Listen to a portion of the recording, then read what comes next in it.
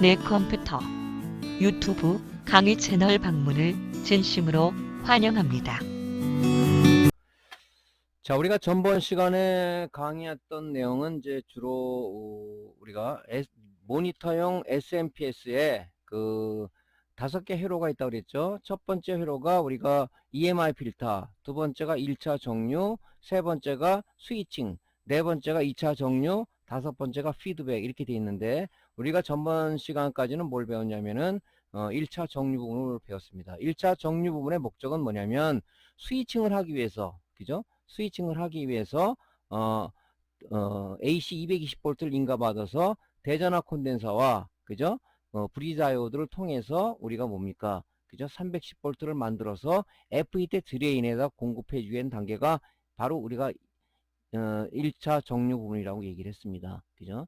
근데 우리가 이제 1차 정류 부분이라는 그 의미는 알고 있죠. 알고 있는데, 우리가 재점검을 위해서 220V를 빼고 AC 220V를 여기서 제거를 하고 나서 우리가 뭘 만지다가 잘못하면, 여기 지금 대전압 콘덴서에는 DC 310V가 충전이 되어 있는데, 이 충전된 전기는 어느 정도 시간이 나가 얘가 방전에서 빠져나갑니다.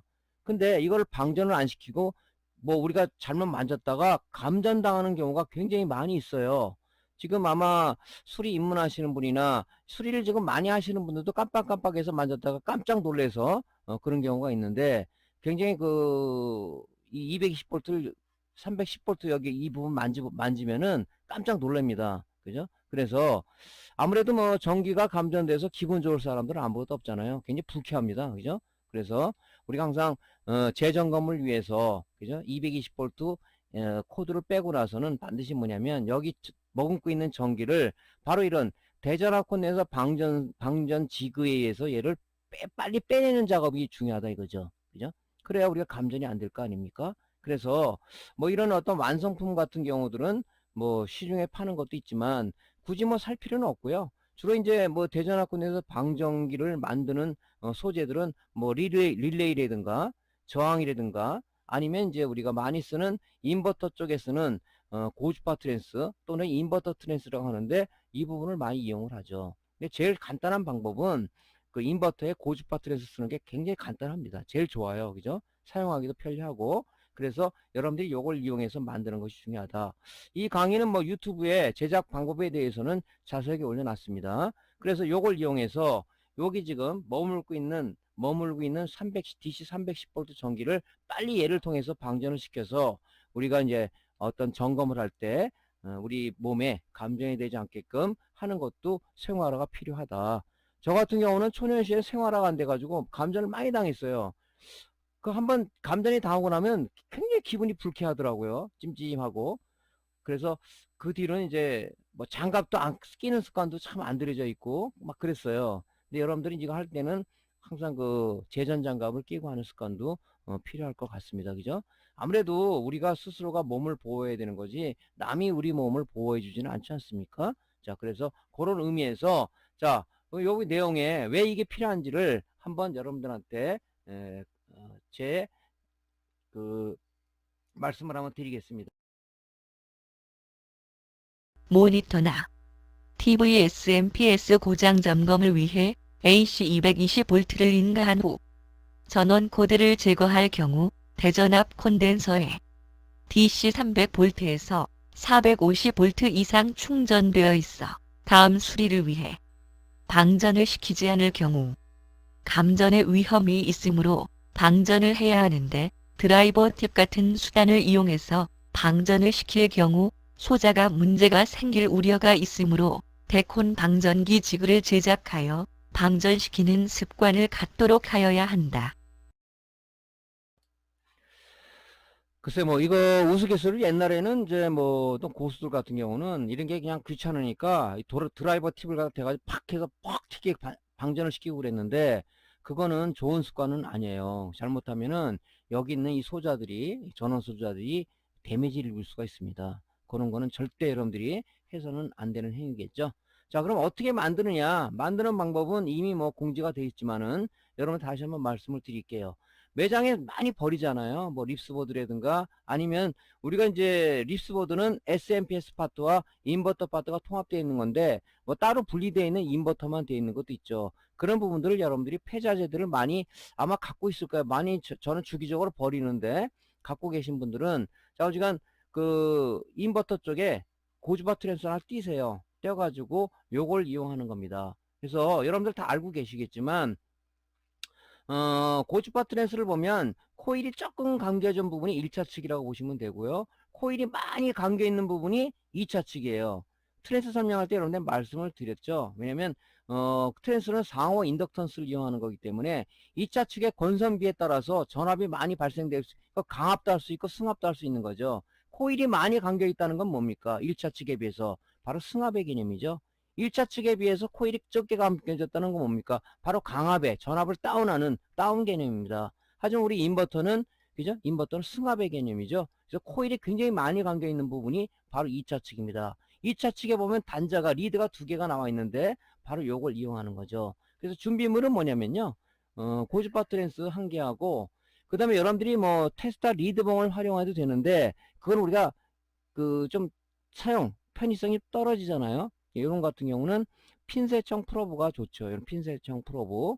그래서 요거는 국내에서는 제가 알기로는 3만원 이상이 되는 걸로 알고 있는데 해외 직구하면 상당히 쌉니다.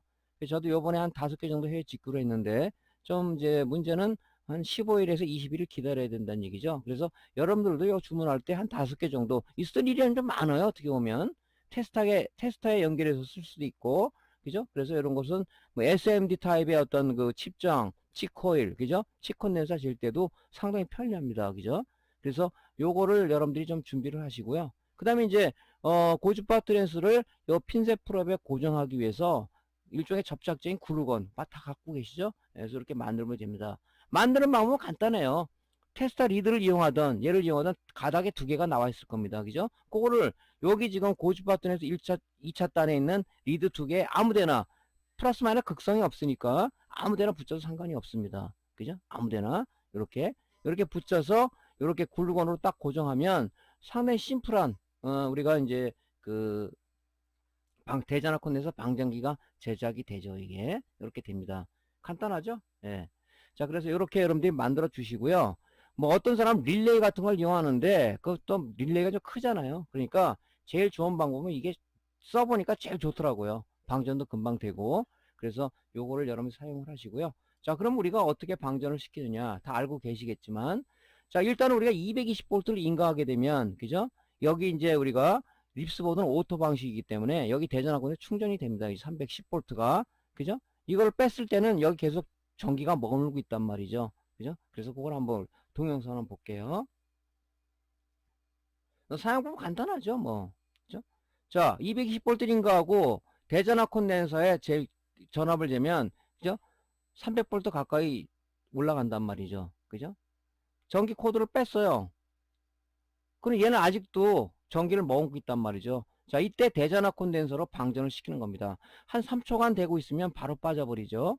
자, 이 상태에서 우리가 다시 한번 테스트하기로 진짜 빠졌어 하고 쟀을 때 바로 전기가 아마 2V 미만이 남았어요. 2V, 10V 미만, 뭐 20V 미만은 그게 감전이 안 되잖아요. 다 빠져버렸습니다. 그러고 나서 우리가 뭡니까? 다시 이제 뭐 220V를 꽂는다든가 그런 식으로 해서 사용하시면 되겠죠. 그죠? 요게 이제 대전화 콘덴서 방전기입니다. 상당히 심플하죠? 예. 요렇게 꼭 여러분들이 만들어 주시기 바라는데, 자, 요거 만들기 전에 우리가 뭐냐면은, 인버터 쪽은 2차 측 코일 단선이 있어요. 그러니까 우리가 테스터기, 다이오드 모드나 저항 모드로 놓고, 얘가 단선이 됐는지 안 됐는지를 우리가 확인을 하고 써야 됩니다. 그죠? 단선된 거 쓰면 안 되잖아요. 방전이 안 되잖아요. 코일을 통해서 이제 방전이 되는 건데, 그러니까 항상 우리가 만들 때는 2차 측의 코일이 단선됐는지 안 됐는지, 그죠? 단선이 안 됐으면은 그죠? 저항치가 슉 올라갈 거란 말이죠. 단선됐다, 무한대 값이 되겠죠. 그래서 반드시 그러고 여러분들이 제작하시기를 바랍니다. 자, 그 다음에 또 하나 우리가 중요한 지그가 뭐냐면, 이거는 수시로 우리가 써야 되는데, 바로 SMPS 쇼트 방지 지그입니다. 자, 이 쇼트 방지 지그가 뭔지를 한번 여러분들 정의를 한번 내려볼게요. SMPS 고장 점검 시 SMPS 소자 쇼트로 인하여 휴지가 단선되거나 다른 소자의 데미지를 사전에 방지하기 위하여 쇼트 방지 지그를 통하여 AC 220V를 SMPS에 인가하면 SMPS 회로에 문제가 없을 경우 백열 전구가 깜빡 점등하고 바로 꺼지며 SMPS 회로 쇼트 시는 도선 역할로 인하여 백열 전구로 전류가 흘러 계속해서 점등됨으로써 SMPS 회로를 보호할 수 있다. 자, 이게 바로 이제 우리가 뻥방지 지금 어떤 그 기본적인 그 사용 방법입니다. 그죠? 이게. 그래서 여러분들이 보통 보면은 그냥 바로 220V를 여기다 바로 꽂아버려요. 그죠? 이게 문제가 됐을 때는 아마 많이 보셨을 겁니다. 갑자기 퍽 하고 불꽃이 난다든가 아니면 뭐가 터진다든가 그죠? 그래서 이제 여러분들이 간혹 이제 파편이 튀는 경우가 있어요. 그죠? 우리가 파워 스위치라든가 PW하고 FET가 통합되어 있는 파워 스위치 같은 경우는 그 세라믹이 날아가 버리면 팍 터지면서 그죠? 저도 여러 번 당했죠 이거를. 그래서 여러분들이 이제 특히 초보자 같은 경우는 제일 중요한 게 220V를 바로 인가하지 말아라. 우리 항상 그 SMPS 우리가 점검할 때는 뭡니까? 머릿속에 항상 있는 게 2차적 출력부터 재라는 그런 머릿속에 있잖아요. 마찬가지로 입력도 220V 인가는 반드시 뻥방지 지위에 연결하자. 이것이 머릿속에 여러분들이 각인이 돼 있으면 좋겠다 하는 거죠. 왜냐면은 이거를 바로 꽂았다가 더 큰 화를 초래하는 그죠? 소생불능의 상태로 가는 경우도 많이 있다 이거죠. 요 뭐 립스보드는 그나마 납니다. TV SMPS 같은 건 복잡하기 때문에 그죠?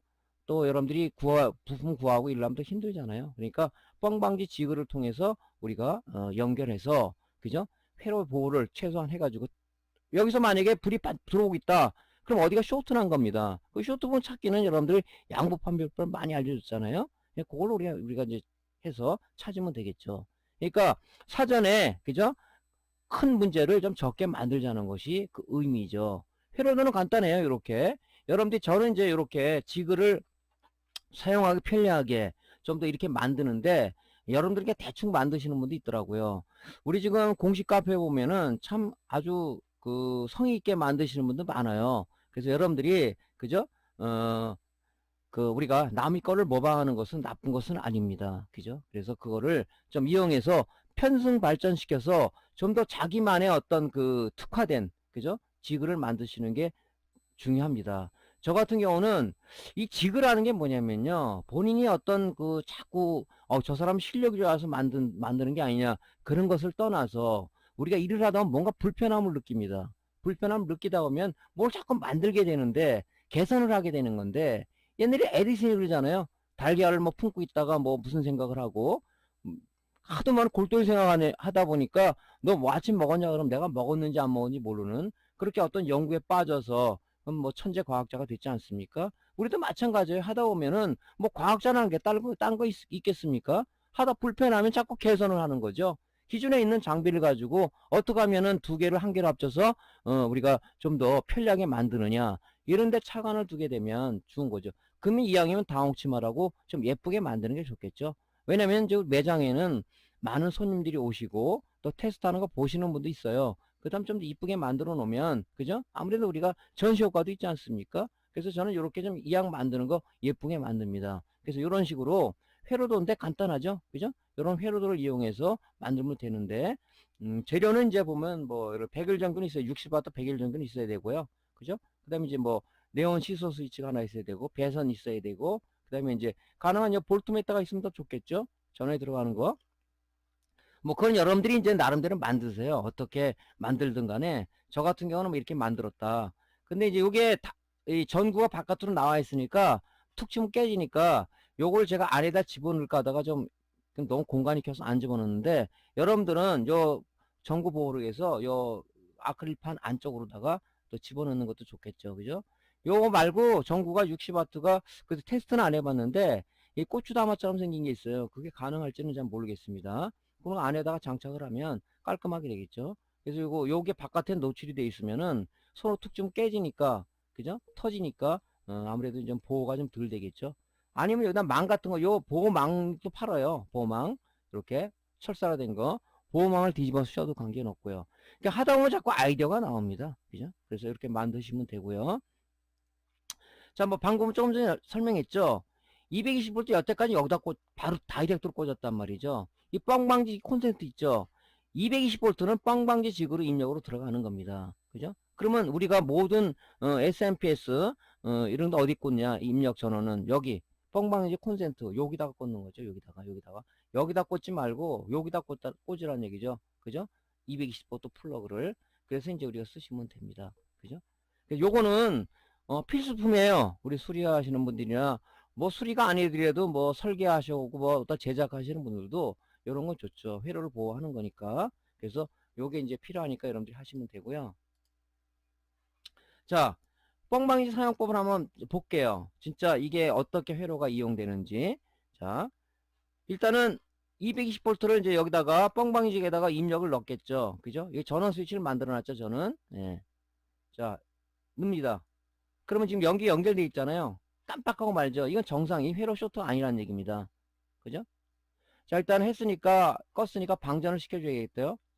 그죠? 방전을. 저는 이제 이런 게 이제 그 LED로 보이는 방전기가 있는데 방전을 시키는 거고요. 자, 이거 다른 SMPS예요. 자, 넣습니다. 불이 들어오죠. 이거는 뭡니까? SMPS 쪽이 쇼트라는 얘기입니다. SMPS 다른 쪽이 지금 안 보이는데 그쪽에 쇼트가 난 거예요. 그럼 우리가 회로 보호가 되겠죠. 그래서 이렇게 우리가 이용하는 겁니다.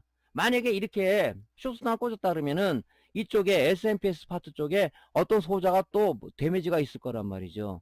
그럴 경우는 어떻게 됩니까? 여러분들이 수리 시간이 더 플러스 작업 공수가 더 늘어날 수가 있다. 그런 부분들을 우리가 미연에 방지할 수가 있고, 그죠? 그런 부분들을 우리가 최소로 줄일 수가 있다는 것이 이 뻥방지, 쇼트 방지 지구의 장점이 아닌가 이렇게 봅니다.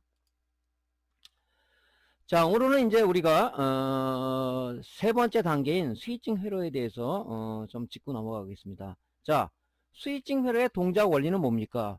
왜 스위칭을 한다 그랬죠? 왜 스위칭을 한다고? 그죠? 왜 그냥 그 브리지 다이오드와 그 대전압 콘덴서를 통해서 220V를 만들어서 바로 공급하면 되지 뭔 스위칭 단계를 거치고 2차 정주 왜 복잡하게 만드냐? 그건 제가 서두에 말씀을 드렸죠. 그죠? 스위칭 어떤 스위칭 모드로 가다 보니까 정률이 뛰어나고 어떤 트랜스 자체 이런 부품들이 적어지더라. 왜? 우리가 대한민국에 쓰는 전기는 교류 전기는 뭡니까? 그죠?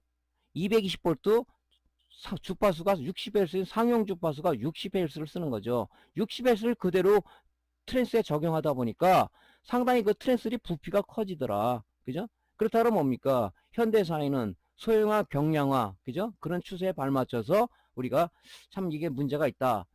뭐 그런 걸 떠나서 정류율이 떨어지다 보니까 안 되겠다. 만들어 놓은 것이 바로 뭡니까? SMPS, 스위칭 모드라는 거죠.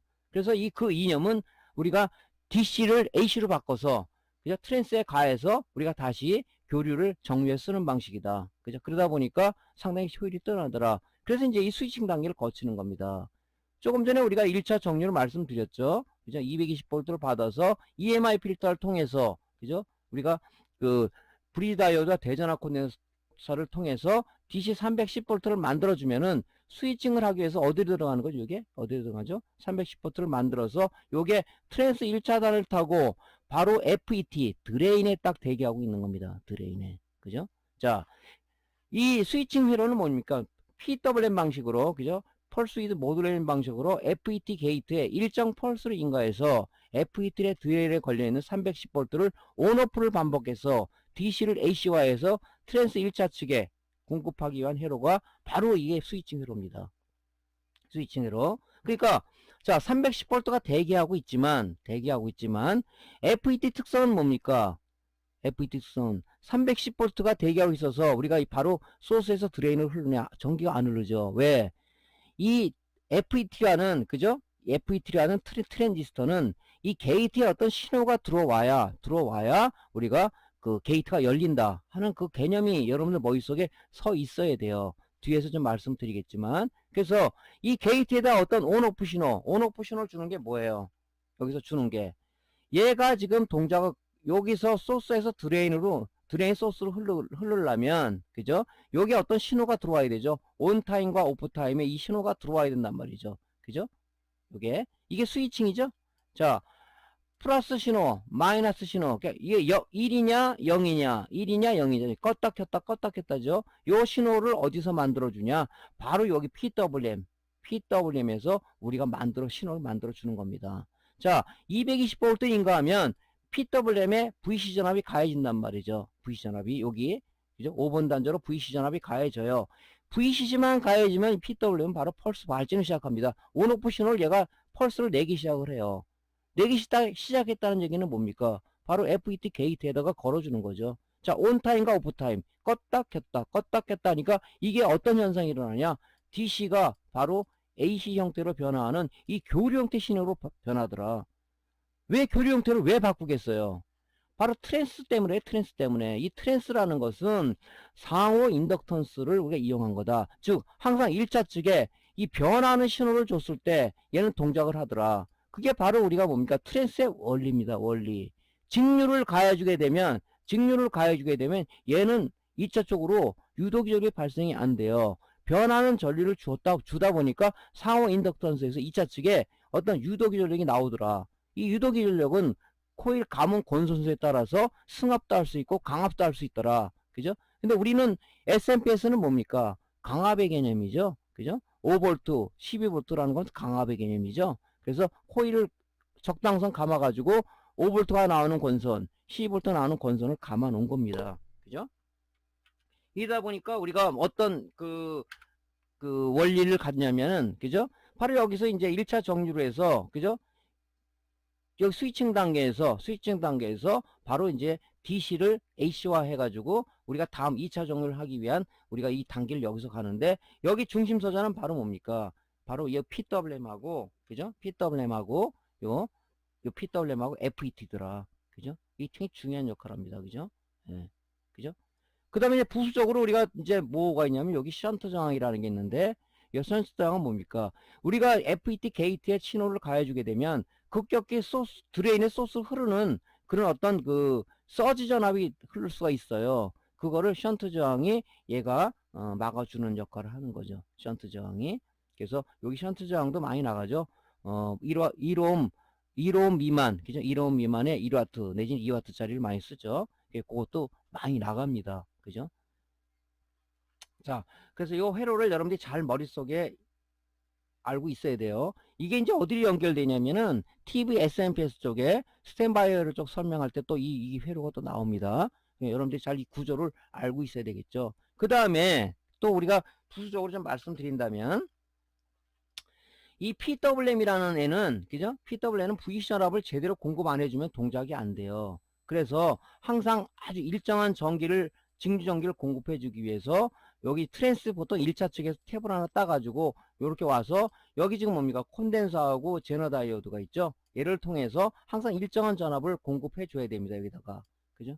그래서 콘덴서만 달려있는 게 아니라 제너 다이오드라고 달려있어요. 제너 다이오드는 뭐라고 그랬죠? 제너 다이오드는 외부 온도와 부하 변동에 관계없이 항상 얘가 일정한 전기를 공급해주는 정전압 회로를 우리가 제너 다이오드라고 그랬다. 그죠?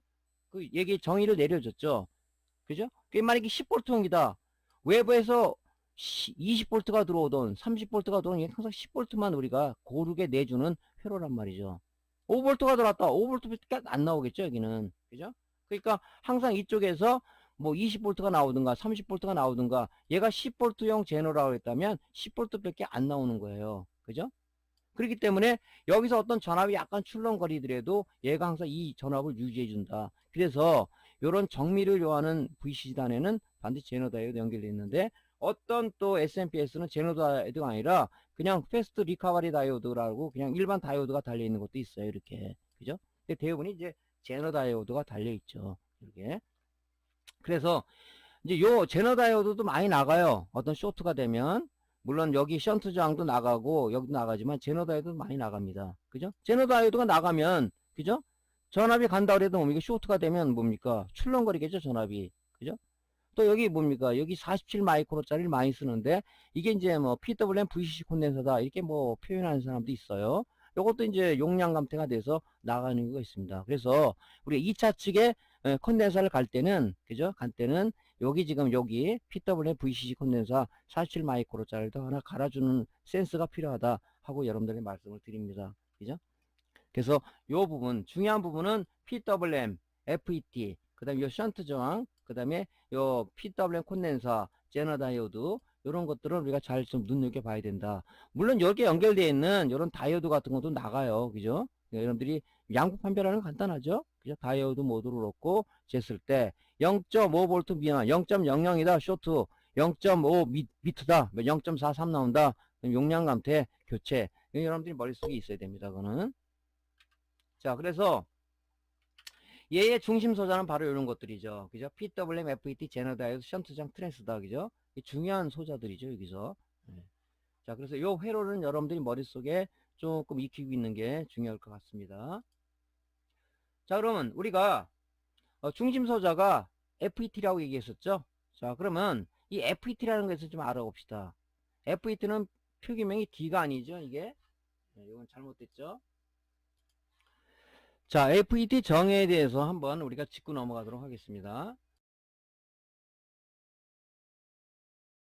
FET는 MOSFET, 즉 메탈, 옥사이드, 세미콘덕터, 필드 이펙트, 트랜지스터의 약칭으로 불려지는 반도체로 전도 채널 형식에 따라 N채널과 P채널로 구분된다. TR은 전류로 제어하는데 FET는 전개로 제어하기 때문에 TR보다 큰 전류를 제어하기 위한 것이 FET이다. 디지털 회로 부분에서는 주로 스위칭하는 역할로 많이 사용된다. FET는 게이트에 전압이 가해지면 드레인에서 소스 또는 소스에서 드레인으로 전류가 흐르게 됩니다. 게이트에 가해지는 전압에 의해 증폭 회로로 동작하기 때문에 전압 제어라 부릅니다. FET는 게이트 전극의 전압을 걸어 채널의 전기에 의하여 전자 또는 전공이 흐르는 관문이 생기게 하는 원리로 소스, 드레인의 전류를 제어하는 트랜지스터입니다. 드레인과 소스 사이에 전자가 다니는 길을 채널이라고 한다. 자, 그래서 이제 FET는 그런 거다. FET는 트랜지스터예요, 트랜지스터. 우리가 보통 TR이라는 것은, TR이라는 게 있고, FET라는 게 있잖아요. TR은 우리가 지금, 주로 이제, 우리 스위칭용으로도 쓰는데, 보통 이제 FET를 많이 쓰죠. FET는. 그래서 이제, TR을 갖다 우리 예전에는 이제 BJT, 바이폴러 정크션 트랜지스터로 얘기하는데, 이게 원어일지도 모릅니다. 근데 뭐 TR 하는 거니까. FET TR이에요. 근데 얘는 좀 약간 성격이 틀리죠. 그죠? 필드 이펙트, 전개 효과 트랜지스터다. 그죠? 그래서 이 심볼을 보면요. 심볼을 보면 우리가 두 가지가 있어요. 우리 TR에도 보면 P채널 있고, 아니, PNP TR 있고, NPN TR 있잖아요. 근데 이제 우리가 FET에서는 N채널이냐, P채널이냐, 그렇게 얘기해. 채널, 전자가 다니는 길을 채널이라고 했잖아요. 이 심볼을 여러분들이 머릿속에 잘 기억해야 됩니다. N채널은 소스의 방향이 안으로 들어가는 거고요. 트랜지스터로 얘기하면 바로 뭡니까? 그죠? 2m의 방향이죠. 2m 방향. 근데 이제 우리가 FET에서는 이걸 소스라고 얘기합니다. 그죠? 소스의 방향이 안쪽으로 향하는 것 같다. N채널. 바깥으로 향한 거를 P채널이라고 하죠. TR하고의 반대죠. TR은 뭡니까? TR은 에미터 방향이 바깥으로 나가는 것 같다. 우리가 NPN TR. 그죠? 안으로 들어가는 것 같다. 우리가 안으로 들어가는 걸 뭐래? PNP TR이 이렇게 얘기했잖아요. 이 반대 개념으로 갖고 있어요. 그래서 우리가 FET의 심볼은 머릿속에 잘 외우고 계셔야 좋을 것 같습니다. 그죠? 자, 그래서 FET의 심볼을 가만히 보면요. 자, 우리 여러분들 전번에 TR 한번 얘기했었잖아요. TR 얘기하면 TR은 구조가 어떻게 생겼습니까? 그죠? TR은 붙어 있잖아요. 전극들이 다. 그죠? 이렇게 돼 있으면 컬렉터, 에미터, 베이스가 다 붙어 있습니다. 그죠? 붙어 있다 보니까 좀 여러분들이 이 심볼하고는 약간 헷갈리죠? 자, TR 여러분들 머릿속에 이제 공부돼서 알겠죠? TR은 심볼을 그린다면 이렇게 돼 있죠, 이렇게. 자, 단자가 여기도 3개 나와 있어요, 이렇게 나와 있습니다, 이렇게. 자, 요게 베이스고요.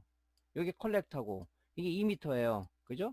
아까 조금 전에 말씀드렸죠. 바깥으로 이렇게 향한 것은 우리가 뭡니까? NPNTR이라고 얘기했고, 안으로 들어간 건 PNPTR이라고 했죠. 얘하고 반대 방향이죠. 그죠? 그래서 이게 붙어 있어요, 전극이. 그래서 전류를 제어하는 거고요. 얘는 안이 반쪽이 끊겨져 있습니다. 끊겨져 있다 보니까 뭡니까? 얘는 이 정기적으로 절연이란 말이죠, 가운데가. 그래서 어떤 전개, 그죠? 전개로다가 얘를 제어를 하는 거죠. 전개로다가. 그래서 그게 좀 틀립니다. 그래서 이제 뭐 FET는 여러 가지가 있죠. 디펙 타입도 있고, SOC8핀 타입도 있고, 그 다음에 이제 요즘 이제, 그래픽 카드나 메인보드에서는 이제 좀 더 열 특성이라든가 어떤 그런 좀 그 신뢰성 있는 그 FET를 쓰기 위해서 뭐 요걸 일명 P팩 타입이라고 얘기하는데 보통 로우 RDS FET라고 얘기합니다. 요렇게 좀 모양이 생긴 게 있어요. 근데 우리 이제 SMPS는 요런 거 안 쓰고 보통 우리가 이 방열판에 붙여서 쓰죠. 이렇게 여기 날개가 있어가지고 보통 우리가 몰드 타입을 쓰죠. 플라스틱 타입을 요런 거 쓰죠. 역할은 같아요. 다리가 3개가 나와 있어서 그런 FET를 쓰는 거죠. 그래서 여러분들 이 심벌을 좀 잘 생각을 하시면 되고요. 여기 이제 FET가 이렇게 쓰는 게 있습니다. 그죠? 여기 이제 PWM 있어요. 근데 이렇게 독립적으로 이렇게 돼 있는 게 PWM 따로 FET 따로 돼 있는 게 있는가 하면 이 PWM과 FET를 통합된 이 파워 스위치라는 게 있습니다. 파워 스위치라는 게. 다리가 뭐 6개 내지 7개 나와 있는 게 있어요. 요는 PWM과 바로 FET가 통합이 되어 있는 이런 우리가 그 파워 스위치도 SMPS에는 많이 씁니다. 그래서 이제 초보자들 같은 경우는 가로 질문이 그래요. 아무리 찾아봐도 PWM이 없다고. 그죠? 뒤에 보면 이렇게 8발짜리 SRC8핀짜리 뭐 그 PWM 많이 쓰는데 이게 없다는 거예요. FET만 있대. FET는 다리가 3개잖아요. 게이트 된 소스인데 이게 딱 통박 굴려도 뭡니까? 다리가 많다 그러면 이건 FET가 아닌데? 이렇게 여러분 생각할 수 있는데 물론 뭐 연륜이 짧다 보니까 잘 모르다 보니까 그럴 수도 있겠지만 이 다리가 3개가 이상이다 그러면 아 뭔가 통합되어 있는 거구나. 이렇게 좀 여러분들이 응용을 하면 될 텐데 그런 이제 응용을 못 하시는 분도 있어요. 그러니까 이 FET는 어차피 다리가 3개예요. 그죠? 게이트 드레인 소스니까 이렇게 많이 나오는 것이 바로 파워 스위치다. 파워 스위치 또는 탑 스위치 얘기하는데 보통 파워 스위치라는 얘기를 많이 씁니다. 그래서 이 안에 그죠? 이 펄스 발진과 그죠? 이런 그 스위칭을 할 수 있는 소자가 같이 통합되어 있는 이런 소자도 있다 하는 것을 참조로 여러분들이 알고 계시면 좋을 것 같습니다. 자, 요 심벌을 여러분 잘 기억하고 계셔야 됩니다. 요 심벌을. 자, FET 구조를 보면요. 설명을 좀 드릴게요. 이거는. 여러분들이 이제 보통 우리가 N채널도 있고 P채널도 있는데 왜 자꾸 N채널을 보통은 많이 쓰더라. 왜 쓰느냐. 그것은 뭐 P채널이 나쁘고 N채널이 나쁘서 그러는 게 아니라 우리가 이제 전기를 움직이는 그 전하의 어떤 그 개념을 좀 봐야 돼요. 그 N채널 같은 경우는 캐리어가 전자에서 자유전자 이루어지는 거고 P채널은 그죠? 전공에 의해서 이게 전자들이 움직여요. 근데 보니까 전자의 스피드가 전공보다 2배 빠르기 때문에 N채널 FET를 스위칭용에서 많이 쓰는 겁니다. 그죠? P채널이 나빠서 그러는 게 아니라 이 캐리어가 그죠? 이 전하를 운반하는 캐리어가 어떤 거냐? 전공이냐 전자냐에 따라서 이 틀립니다. 그래서 이 전자 스피드가 빠르기 때문에 N채널 쓰는 거예요. 뭐 어떤 사람은 내구성이 좋아서 쓴다는데 그거는 잘못된 얘기인 것 같습니다. 제가 볼 때는. 어쨌든 간에 이 스피드 때문에 이런 걸 쓰는 겁니다. 또 우리 TR도 마찬가지죠. BJT, 바이폴러 정크션 트랜지스터도 보면 우리가 PNP보다는 NPN 채널을 많이 NPN TR을 많이 쓰죠. 근데 PNP, NPNT는 건 뭐냐? 스위칭 회로에서, 그죠? 스위칭 회로에서 스위칭 동작을 시키기 위해서 NPN TR과 PNP TR을 조합해서 쓴단 말이죠. 그죠?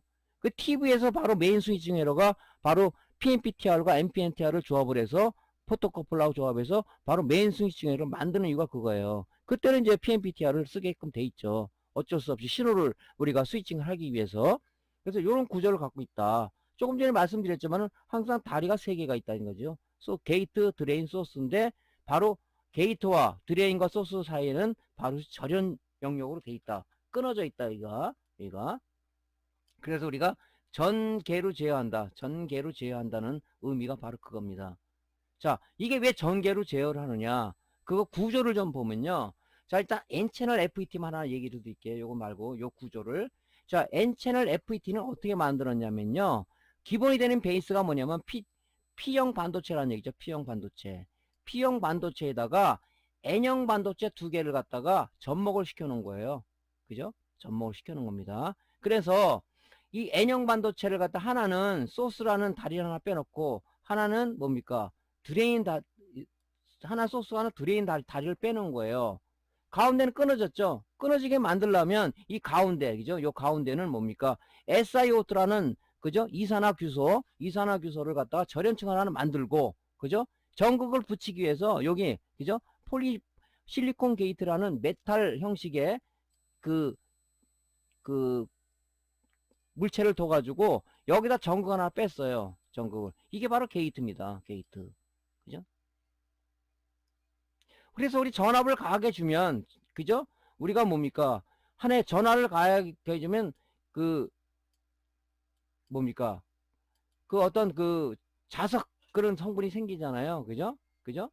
그래서 이제 그걸 이용하는 건데, 여기 지금 이렇게 구조가 되어 있단 말이죠. 그러니까 가운데 끊어진 게 바로 요게. 그죠? SiO2가 막여져 있기 때문에 결론적으로 정기적으로 절연이다. 이렇게 보는 거죠. 이렇게. P채널도 마찬가지로, 그죠? 이 베이스 되는 게 얘는 이제 뭡니까? N형 반도체가 올라가서 양쪽에다가, 그죠? P형 반도체를 갖다가 접목을 시켜 놓은 거죠. 그죠? 그래서 이제 우리가 전압을 가했을 때, 여기다 전압을 가했을 때, 그죠? 이 채널이 열리느냐 닫히느냐 하는 걸 이용하는 건데, 그거 이제 다음에 설명을 드릴게요. 이게 이제 FET가 요런 식으로 만들어져 있는 겁니다. 그죠? 요런 식으로. 그러니까 별로 우리가 봤을 때는, 그죠? 큰 적은 없지만은 봤을 때 이 구조가 이렇게 돼 있잖아요. 눈을 봐서는 단자가 3개지만은 또 이렇게 만들어지는 것은 이렇게 만들어졌다 하는 걸 알고 있으면은 우리가 동작 원리에 할 때는 좀 설명이 좀 쉽겠죠. 그죠? 자, 그럼 우리가 N채널 FET를 놓고 한번 봅시다. 그죠? N채널 FET를 놓고 봐서 이게 왜 그렇게 N채널 FET는 항상 여기다가 신호가 이렇게 있다면, 그죠? N채널 FET는 양의 신호를 가했을 때 얘가 동작을 할 겸 돼 있다. 그죠? 그래서 항상 게이트에다가, 우리 지금 뭡니까, SMPS에서도 항상 양의 신호를 가해줘야 돼. N채널 FET는 양의 신호를 가해줘야 되는 거죠. 자, 그러면, 자, 우리가 여기다가, 그죠? 이 FET에다가 드레인 소스 사이에 우리가 플러스 전압 전기를 공급해 줬어요. 여기다가, 그죠? 플러스 전기를 공급해 주고, 여 게이트에다가 플러스를 가해 줬을 때 어떻게 되냐? 이게 우리가 게이트에다가 이 전압을 가해 주는 것을 우리가 바이어스 전압 이런 얘기라고도 우리가 합니다. 바이어스 전압. 그죠? 어떤 이 소자가 동작곡에서 걸어주는 기본 전압을 그냥 바이어스 전압 얘기를 하는데, 이 게이트하다 신호를 걸어주는 거죠. 그죠? 그럼 얘는 뭡니까?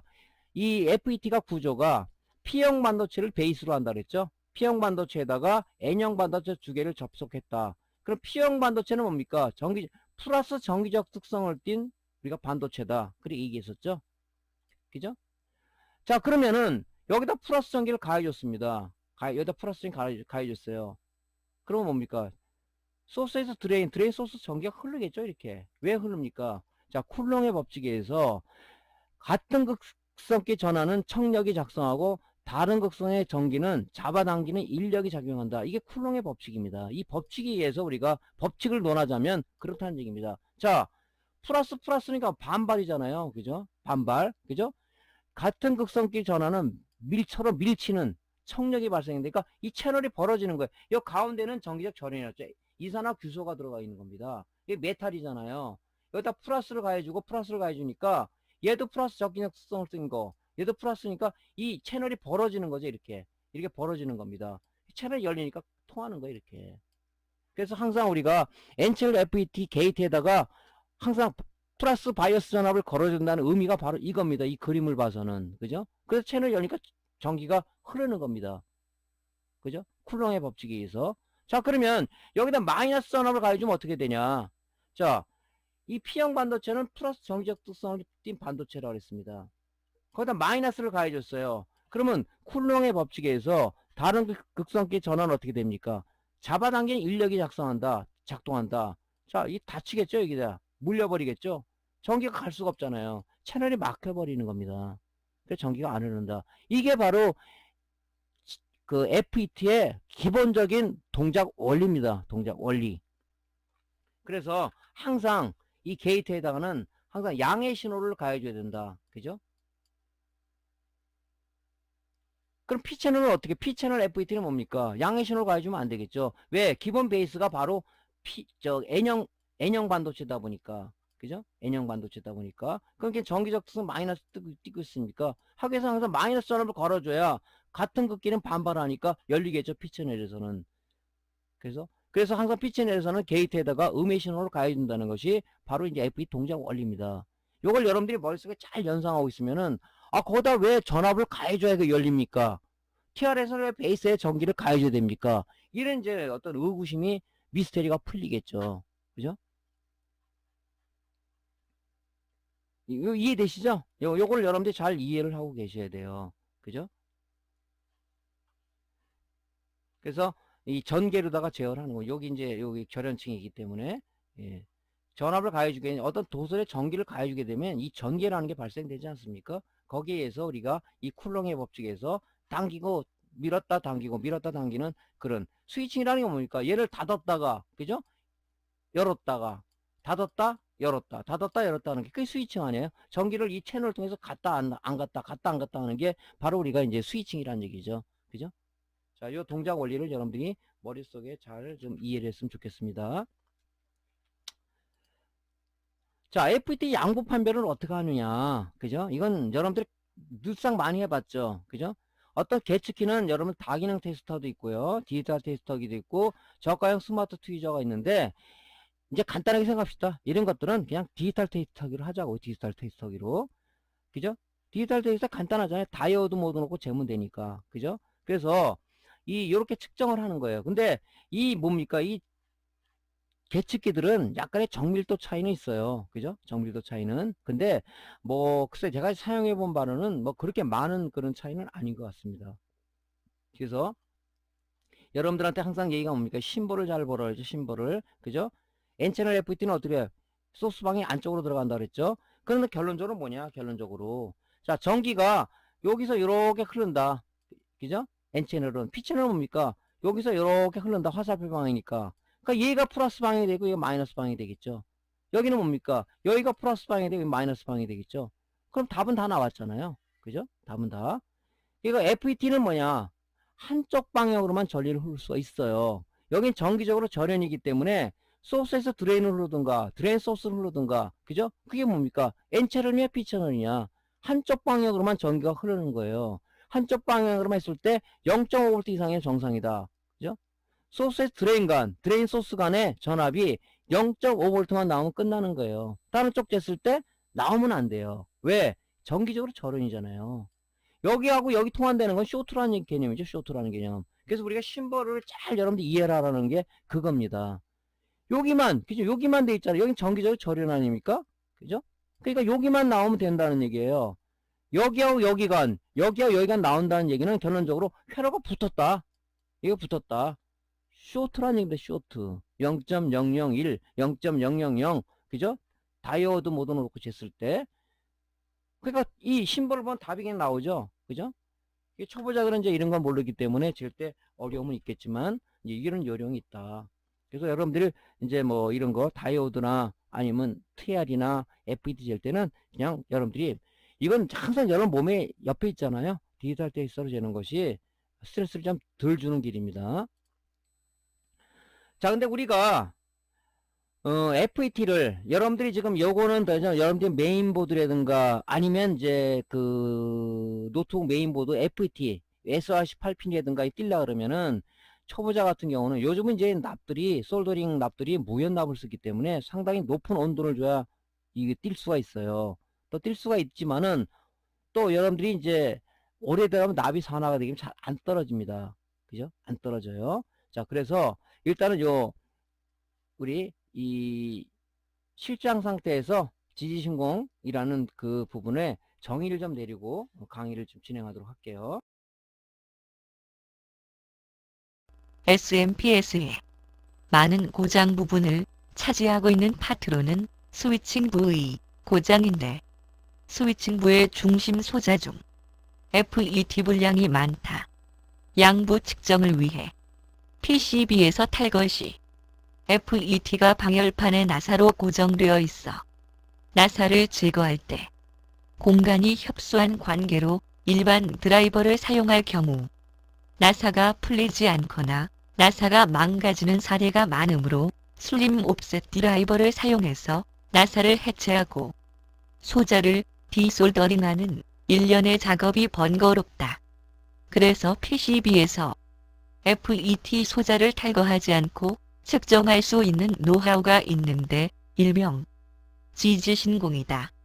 측정 방법은 디지털 테스터기를 다이오드 모드로 전환하고 스위칭부의 그라운드는 1차 측 대전압 콘덴서의 마이너스 극이므로 흑색 리드봉을 대전압 콘덴서 마이너스 극에 접속하고 적색 리드봉을 FET 게이트 단자에 접속 시 전압이 측정 안 되면 양품이며 전압이 0V가 측정되면 FET 쇼트로 불량 교체해야 한다. 간혹 FET는 다른 회로와 연결되어 있으므로 전압이 1V 이상 측정되는 경우 FET는 정상이다. 자, 내용을 들으셨죠? 예, 그래서 지금 우리가 초보자들이 특히 이제 이런 메인보드 쪽도 그렇지만은 이제 우리 SMPS 파트를 보면 립스보드를 보면 이렇게 FET들이 몰드 타입의 FET가 아니면 파워 스위치가 이렇게 방열판에 열이 나기 때문에 방열을 시키기 위해서 히트싱크에 이렇게 나사로 박혀져 있어요. 근데 여기 지금 고주파 트랜스하고 FET 사이의 간격이 상당히 좁습니다. 일반 드라이버는 안 돼요. 그래서 여러분들한테 예전에 기본 공부할 때 말씀드렸지만 이렇게 슬립 옵셋 드라이버라는 게 있습니다. 요 사이에 들어가게끔 이렇게 돼 있어요. 여러 가지 그 굵기의 이 드라이버 팁들이 있는데 이건 좀 완성품을 저는 샀습니다. 근데 요거를 이제 여러분들이 다이 하시는 분이 있어요. 용접기가 없어서 뭐 할 수가 있는지 모르겠지만 아니면 여러분들이 뭐 이렇게 만들어 가지고 철공소 가서 그러니까 용접을 하시면 되겠죠. 그래서 여기 해서 해야 되는 건데 이거 역시도 마찬가지로 이 나사들이요. 이 참 여기 보면 이 마모가 잘 돼요. 그래서 풀다가 이게 망가지는 경우도 있고 그렇습니다. 그죠? 그래서 굉장히 어려움이 많아요. 이게 한번 여러분들 해보시면 알겠지만 상당히 스트레스를 많이 받습니다. 이걸 이제 쇼트가 돼서 갈기 위해서 나사를 어떻게 풀어야지 이걸 뭐 밑에 있는 디솔더링 할 거 아닙니까? 이 스트레스를 많이 받는단 말이죠. 그죠? 뭐 점검할 때도. 그 점검할 때 이렇게 떼어서 물론 해야 되겠는데 그렇지 않은 경우는 우리가 이 일명 FET 실상 상태에서 점검하는 방법이 일명의 지지신공이다. 말씀드렸죠? 네, 여기. 그래서 이렇게 하게 되면 뭡니까? 바로 불량을 검출할 수가 있다. 쇼트가 되면 이제 FET 쇼트가 되면요. 요 심볼을 잘 보라 그랬죠? 요 심볼. 제가 항상 심볼을 강조하는데 이 심볼을 안 보시는 분들이 있어요. 이 가운데가 끊어져 있단 말이죠. 지금 우리가 이제 그 디지털 테스터기에 다이오드 모드나 아니면 다이오드 모드는 와야 돼. 다이오드 모드는 놓고 그죠? 마이너스 디면 대전압 콘덴서 마이너스 되는 거죠. 한쪽을 어디다 드렸어요? 이 게이트에 되는 거죠. 그럼 이 그라운드하고 얘랑 통했다는 얘기는 뭡니까? 얘가 정기적인 절연인데 붙었다는 얘기예요. 붙었다는 얘기. 그죠? 그러면 0.001V, 0.00V가 나올 거 아닙니까? 쇼트잖아요. 그죠? 그래서 우리가 실장 상태에서 FET를 이렇게 지지신공으로 재는 것도 무방하다는 거죠. 저는 이렇게 작업을 합니다. 메인보드든 노트북이든 다 이렇게 해요. 다 잡아냅니다. 여러분의 노하우를 알려드린 거예요. 그죠? 근데 어떤 사람은 사장님 저는요 이게 지금 그 전압이 측정이 돼요. 그죠? 그 전압 측정이라는 것은 0.0V가 아니라는 얘기잖아요. 그죠? 0.117 뭐 0.1 그런 것은 쇼트가 아닙니다. 회로가 주위에 연결되어 있으니까 연결됐다 보니까 나오는 경우도 있어요. 그거는 불량이 아닙니다. 그죠? 정 의심스러우면 여러분들이 이 FET를 탈거해 가지고 한번 재보세요. 당연히 불량 양품으로 나오죠. 그죠? 그러니까 뭐 이거 1V 이상 나온다 그래서 여러분들이 뭐 불량이다 이렇게 판정하시면 안 되겠죠. 그죠? 불량 쇼트라는 것은 이 심볼에 봤을 때 이 게이트하고 드레인하고 소스가 붙어버린 거, 절연이라는 개념이 파괴된 겁니다. 그러니까 뭡니까? 이 소스는 그라운드 처리가 돼 있죠. 당연히 0.0V가 나오겠죠. 이 쇼트라는 얘기죠. 그죠? 근데 1V 이상 나오는 것은 쇼트라고 볼 수는 없다. 그죠? 그래서 여러분들이 굳이 풀어서 한다 그러면은 이거 풀 때 이 트랜스를 저 TV 건드려 가지고 이 트랜스 안에는 뭐가 담겨 있습니까? 그죠? 이 코일이 감겨져 있죠? 에나멜 동선이 감겨져 있습니다. 이렇게 이 에나멜 동선이 이렇게 감겨져 있어요. 이 에나멜 동선에는 뭐가 있냐면은 동선에는 에나멜이라는 게 이 도료가 발라져 있습니다. 이게 이거를 여기 띄다가 이 에나멜 동선을 이 까먹는 경우가 있어요. 이 피복을 벗겨버리는 경우가 있어요. 이때 뭐냐? 이게 절연 파괴가 되는 거예요. 절연 파괴가. 그죠? 이 레아가 났다고 보통 얘기를 하는데 절연 파괴가 되는 겁니다. 이 절연 파괴가 되면은 고주파음도 나고 얘는 이제 그 교체를 해야 되겠죠? 그래서 좀 위험하다고 보는 거죠. 우리가 봤을 때는. 그래서 여러분들이 이제 그런 부분은 주의를 좀 하셔야 된다 하는 걸 말씀드리고요. 자, 그래서 이런 부분을 여러분들이 잘 생각하셔서 해야 됩니다. 그러니까 굳이 띄지 마시고 이렇게 지지신공을 해가지고 여기처럼 이렇게 지지신공을 해가지고 여러분들이 그 측정을 하시면 됩니다. 그러니까 어려운 점은 없죠. 이런 것들은. 자, 그 다음에 이제 우리가 FET를 살펴봤습니다. FET 양부 판별하는 것도 좀 알려드렸고요. 자, PWM에 대해서 PWM이라는 게 뭔가, 그죠? PWM은 모양은 비슷하게 생겼지만 표기명은 U로 되어 있다고 그랬죠? TR과 FET는 Q라는 표기명을 갖고 PWM은 U라는 표기명을 갖다고 그랬지. 전자 소자들은, 이 전원 소자들은. 자, PWM이 뭔가에 대해서 정의를 한번 내려보고 가겠습니다. 고속 정류기로부터 DC 10에서 18V의 VCC 전압을 공급받아 내부 발진 회로를 이용하여 펄스를 만들어 FET의 게이트에 공급하여 FET 드레인에 걸려있는 전원을 온오프 스위칭을 시켜주는 기능을 하며 2차 측 출력되는 전압의 크기에 따라 피드백 회로로부터 전달받은 전류의 변화량을 감지하여 펄스폭을 조절하여 출력 전압의 안정화를 기한다. 출력 전압이 기준 전압보다 높으면 펄스폭을 좁히고 낮으면 펄스폭을 늘려서 일정 전압이 출력되도록 하며 또한 2차 측에 쇼트가 발생할 경우 펄스 발진을 중지시킨다. 자, 이게 이제 그 PWM의 정의입니다. 예. 자, 그래서 여러분들 조금 전에 설명을 또 드렸지만은 이게 회로는 지금 요 부분이죠. 여기 요 부분 여기 PWM이죠. PWM에서 우리가 이제 펄스 발진을 이제 하는 거죠. 자, 여기 지금 310V가 1차 정류로 해서 여기 트랜스 1차 특을 타고 들어와서 여기 FET 드레인에 대기하고 있더라도 얘는 드레인 소스 안 온다 그래. 조금 전에 FET의 원리를 얘기해 줬죠. FET 게이트부터 신호가 들어와야 줘야 되는데 310을 그냥 대기만 하고 있는 겁니다.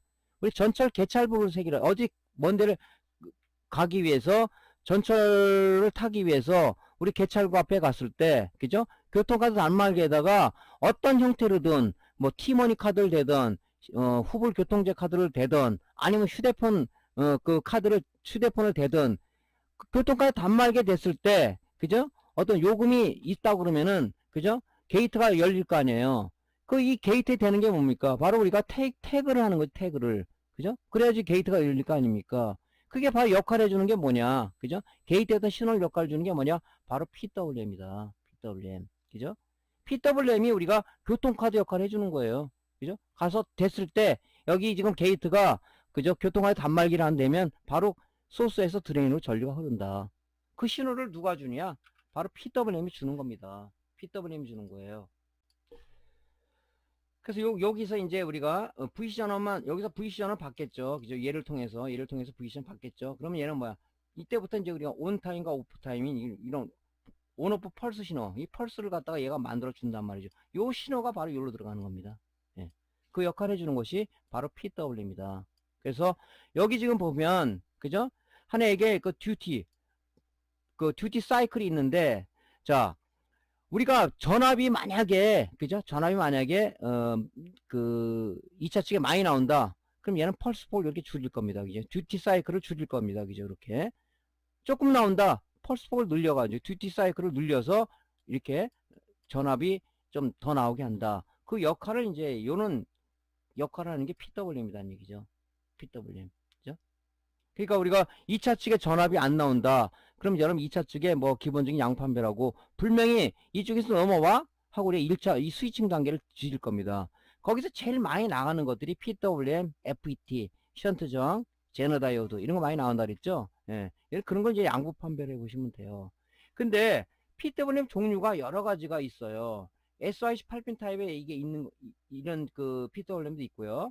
얘는 뭐예요? 조금 전에 파워 스위치라고 얘기했었죠? 얘는 뭡니까? 다리가 좀 둘레 6개 나와 있죠? 이런 것들은 PWM과 FET가 한 디바이스에 통합되어 있는 이게 바로 파워 스위치라는 소자입니다. 그래서 이제 조금 전에 그랬죠? 아무리 찾아도 왜 이 PWM이 없냐? FET는 다리가 3개라고 했잖아. 딱 통박 굴리면 다리가, 이거 FET가 아닌데? 이게 바로 파워 스위치. 아, 이게 파워 스위치구나. 여러분 이게 감 잡으셔야 된다는 얘기죠. 그죠? 여기는 바로 이놈하고 이 FET 얘하고 같이 들어가 있는 거예요, 이 안에. 그죠? 회로도를 보더라도 여러분들이 FET가 여기서 바로 드레인에서 나가게끔 돼 있잖아요. 그 회로도를 좀 보셔야 된다고. 그래서 여러분들 데이터 시트를 자꾸 찾아보라고 얘기하는 이유가 바로 그런 겁니다. 또 그 다음에 하나는 뭐냐면은 이 PWM이 그 ESA 뭐 타입 같은 경우는 요렇게 지금 ESA01 같은 요런 거 옛날에 이제 LG 거 립스보다는 이렇게 딥타형의 그 딥 타입의 그 PWM 많이 썼어요. 그죠? 지금은 잘 안 쓰는 것 같은데 뭐 이런 거 많이 보셨을 거예요. 그죠? 그래서 요런 타입이 있고 또 하나는 이제 이런 게 있어요. 간혹 여러분들한테 질문이 오는 경우가 있어요. PWM이 지금 아무리 찾아봐도 내 눈에는 안 띈다. 그게 이제 뭐냐면 이렇게 OB263 같은 거 이거 무지하게 조그맣니다 이거. 그죠? 꼭 무슨 뭐 같이 생겼냐면 좀 저항 특수 저항 같이 생기기도 하고 다리가 6발 나와 있어요. 6발 요렇게 OB263이 있습니다. 그죠? 이런 것도 여러분들이 있다는 걸 알고 그래서 지금 그 특히 립스보드 중에서 어떤 제품이라 말하긴 제가 그런데 그 드라이버보다 같이 통합되어 있는 게 있어요. 거기 보면 요 타입을 많이 씁니다. 그죠? 이런 립스보드에서 쓰는 게 있고 뒤에 보면 이렇게 쬐까맣게 붙어 있어요. 요거 뛸 때 붙일 때도 조심하셔야 됩니다. 그죠? OB263 요거는 여러분 좀 알고 계셔야 돼요. 요런 것도 있어요. 요런 것도. 예? 그러니까 이제 뭐 회로를 만들어낸 사람들이 이제 아니 나는 요걸 왜 이걸 썼는지는 그 사람한테 뭐 물어봐야 알겠지만은 우리는 뭐 설계자 입장이 아니잖아요. 그 사람이 설계한 대로다가 우리는 수리를 하는 사람이니까. 그러니까 요런 조그만 것도 있어요. 그러니까 PWM 어디 있냐 태클 걸지 마시고 자꾸 찾아보고 여러분들이 봐야 돼. 그죠? 눈썰미가 좀 이제 하다 보면 이제 생기겠지만 자꾸 보셔야 된다고. 그냥 뭐 찾아보지도 않고 자꾸 묻지 마시고 여러분들이 그런 습관이 좀 필요하십니다. 그죠? 그러니까 이런 것도 있다 하는 것을 말씀드릴게요. 자, 그래서 우리가 PWM의 데이터 시트를 찾아보면요. 이게 LD757 이것도 많이 쓰는 거죠. SOC 8핀짜리 PWM인데 많이 씁니다. 찾아보면은 서플라이 볼테이지 VCC라는 게 있어요. 그죠? 그래서 여러분들 가끔 묻는 사람이 있어요. 여기 들어간 제너 다이도 몇 볼트, 눈에 안 보이는데 몇 볼트짜 있어요. 그러면 데이터 시트를 찾아보세요. 그러면 미니멈, 그죠? 얘는 이 PW 동작하기 위해서 미니멈 11볼트에서 맥시멈 25볼트 사이 고정전압을 걸어줘야 됩니다. 이게 표시가 돼 있잖아요. 그러니까 통박 굴려서 미니멈 11볼트니까 뭐 16볼트짜리 쓰든가 관계없겠죠. 그죠? 그죠? 그런 식으로 써도. 그러니까 요 데이터 시트를 봐야 된단 말이죠. 미니멈 최소한 몇 볼트에서 몇 볼트를 걸어줘야지 얘가 동작을 한다. 그렇게 돼 있죠. 그 다음에 얘 걸려주는 VCC 캐패시터, VCC형 콘덴서라고 했죠. 그죠? 걔는 뭡니까? 47, 미니멈 10 마이크로에서 47 마이크로 쓴다. 보통 47 마이크로 많이 쓰죠. 그죠? 요 규격이 없었다. 47 마이크로가. 그죠? 이 지금 그 립스보드에 그죠? 모델에 따라 틀리겠지만 LD757호라는 만약에 PWM 썼다 그러면 우리가 이제 데이터 시트에 이 소자 설계한 사람이 VCC는 이렇게 이 범위에 들어가고 VCC 캐패시터는 이렇게 들어간다. 요 범위에서만 써라. 그럼 우리 뭐 이의 제기할 게 없지 않습니까? 그죠? 그래서 여러분들이 데이터 시트를 봐라. 뭐 여러분들이 뭐 가능 뭐 질문하시되 대체품 문제 이거 어떻게 써야 됩니까? 이런 걸 안 보셔서 그래요. 그죠? 그렇게 쓰면은 여러분 답이 나오겠죠. 그죠? 그래서 참고적으로 LD7575라는 많이 쓰는 PWM에 대해서 데이터 시트의 한 부분을 여러분들 보여드렸습니다. 그죠? 자, 그럼 PWM 양부 판별법은 우리가 어떻게 하느냐? PWM 양부 판별, 이런 PWM 같은 경우는요, 물론 실장 상태에서도 가능하지만, 그저 가능한 점, 이게 탈거해서 측정하는 게 정확하다고 봅니다. 자, 그래서, 지금 여기 보면, 이거 탑 스위치, DM0565R도 많이 쓰죠, 우리가. 그죠? 파워 스위치라고 그랬죠? PWM과 FET가 한 디바이스에 통합되어 있는 소자를 우리가 파워 스위치 또는 탑 스위치라 하는데, 파워 스위치라는 얘기를 많이 쓰죠. 그래서 우리가 디지털 테스터의 저항 모드를 놓고요. 이 단자 간의 절연 저항을 한번 측정해 보면 됩니다. 단자 간의 그라운드를 기준으로 해서 각 단자 간, 그라운드를 공통으로 해서 각 단자 간의 저항값이 수백 킬로에서 수십 메가 옴이 돼야 양품이다. 이렇게 판정을 할 수가 있는 겁니다. 그죠? 물론 소자에 따라 좀 틀리긴 틀려요. 다 똑같지는 않습니다. 자, 그라운드. 여기 지금 흑색 리드봉을 2번이 그라운드죠. 그죠? 요 단자는 좀 외울 필요 있어요. 1번이 드레인, 2번이 그라운드, 3번이 VCC, 4번이 FB. 그죠? 4번이 뭡니까? 스타트 전압 들어가는 VSTR이란 단자죠. 그죠? 310V에서 저항 2개, 3개를 따가지고 먼저 기동 전압이 들어간다 그랬죠. VSTR로. 그 다음에 뭡니까? 정상 동작되면 얘는 동작에 릴레이식이죠. 하나에 닫혀버리고 바로 이 VCC에서 공급이 되는 거죠. 그죠?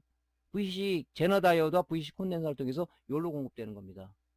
그럼 내 펄스 발전해서 그 펄스 출력이 되냐? 이 드레인 단자로 오는 거예요. 이 드레인 단자하고 우리 트랜스하고 연결되어 있는 겁니다. 그죠? 또 헷갈리지 마시고요. 자, 이렇게 쟀을 때 이렇게 나와야 돼요. 지금 얘는 뭡니까? 그라운드와 VC간 쟀더니 0.436 메가옴이 나왔어요. 얘는 절연 저항이 좋죠. 절연 저항이 낮다는 것은, 그죠? 이 단자와 단자 간에, 그죠? 단자 간에 절연, 그죠? 저항값이 적어졌다는 얘기죠. 통하면 안 되잖아요, 서로 간에. 자, 그래서 요렇게 이제 그라운드 간 요 DM LD757호도 마찬가지죠.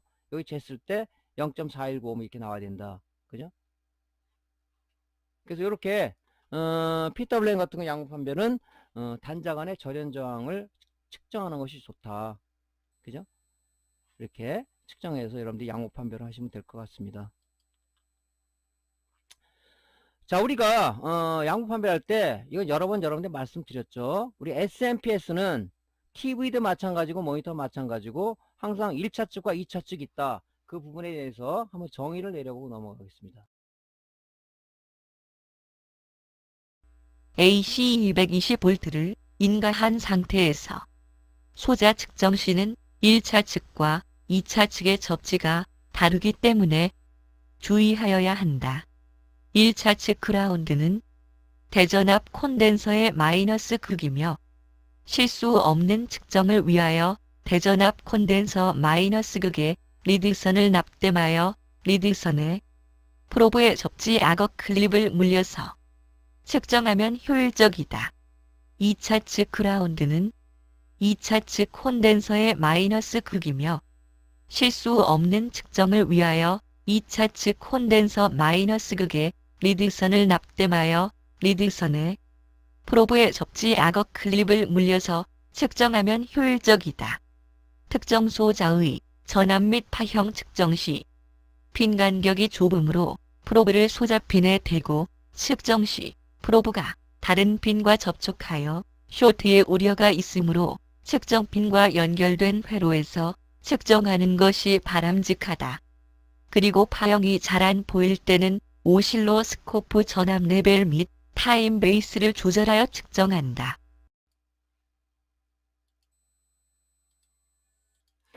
자, 그래서 주의할 점은 이제 1차 측 그라운드와 2차 측 그라운드 틀리다. 1차 측 그라운드는 대전압 콘덴서 마이너스 극이고 2차 측 그라운드는 2차 측 콘덴서의 마이너스 극이다. 이렇게 생각하시면 표류죠. 그죠? 우리가 그 1차 측 그라운드와 2차 측 그라운드는 반드시 잘 구분하셔서 해야 됩니다. 1차 측과 2차 측은 머릿속에 어디다? 그런 부분들은 여러분들이 머릿속에 각인이 돼 있어야 됩니다. 자, 그리고 우리가 이제 뒤에 PC 부분에 측정할 때도 이 소자 쪽에 자꾸 대고 하시는 분이 있어요. S48핀 같은 경우는 리드가, 그죠? 리드가 우리가 얇잖아요. 그죠? 그러니까 거기다 측정하지 마시고 그 회로와 연결된 그 패턴에서 우리가 측정하는 것이 중요하다. 그죠? 그런 걸 여러분들이 자꾸 연습을 해 보셔야 됩니다. 자, 그 다음에 이제 우리가, 그 스위칭 단계에서 이 제너 다이오드도 굉장히 중요하다 그랬죠. 자, 제너 다이오드가 뭔지를 우리가 한번, 정의를 내려보고 넘어가겠습니다.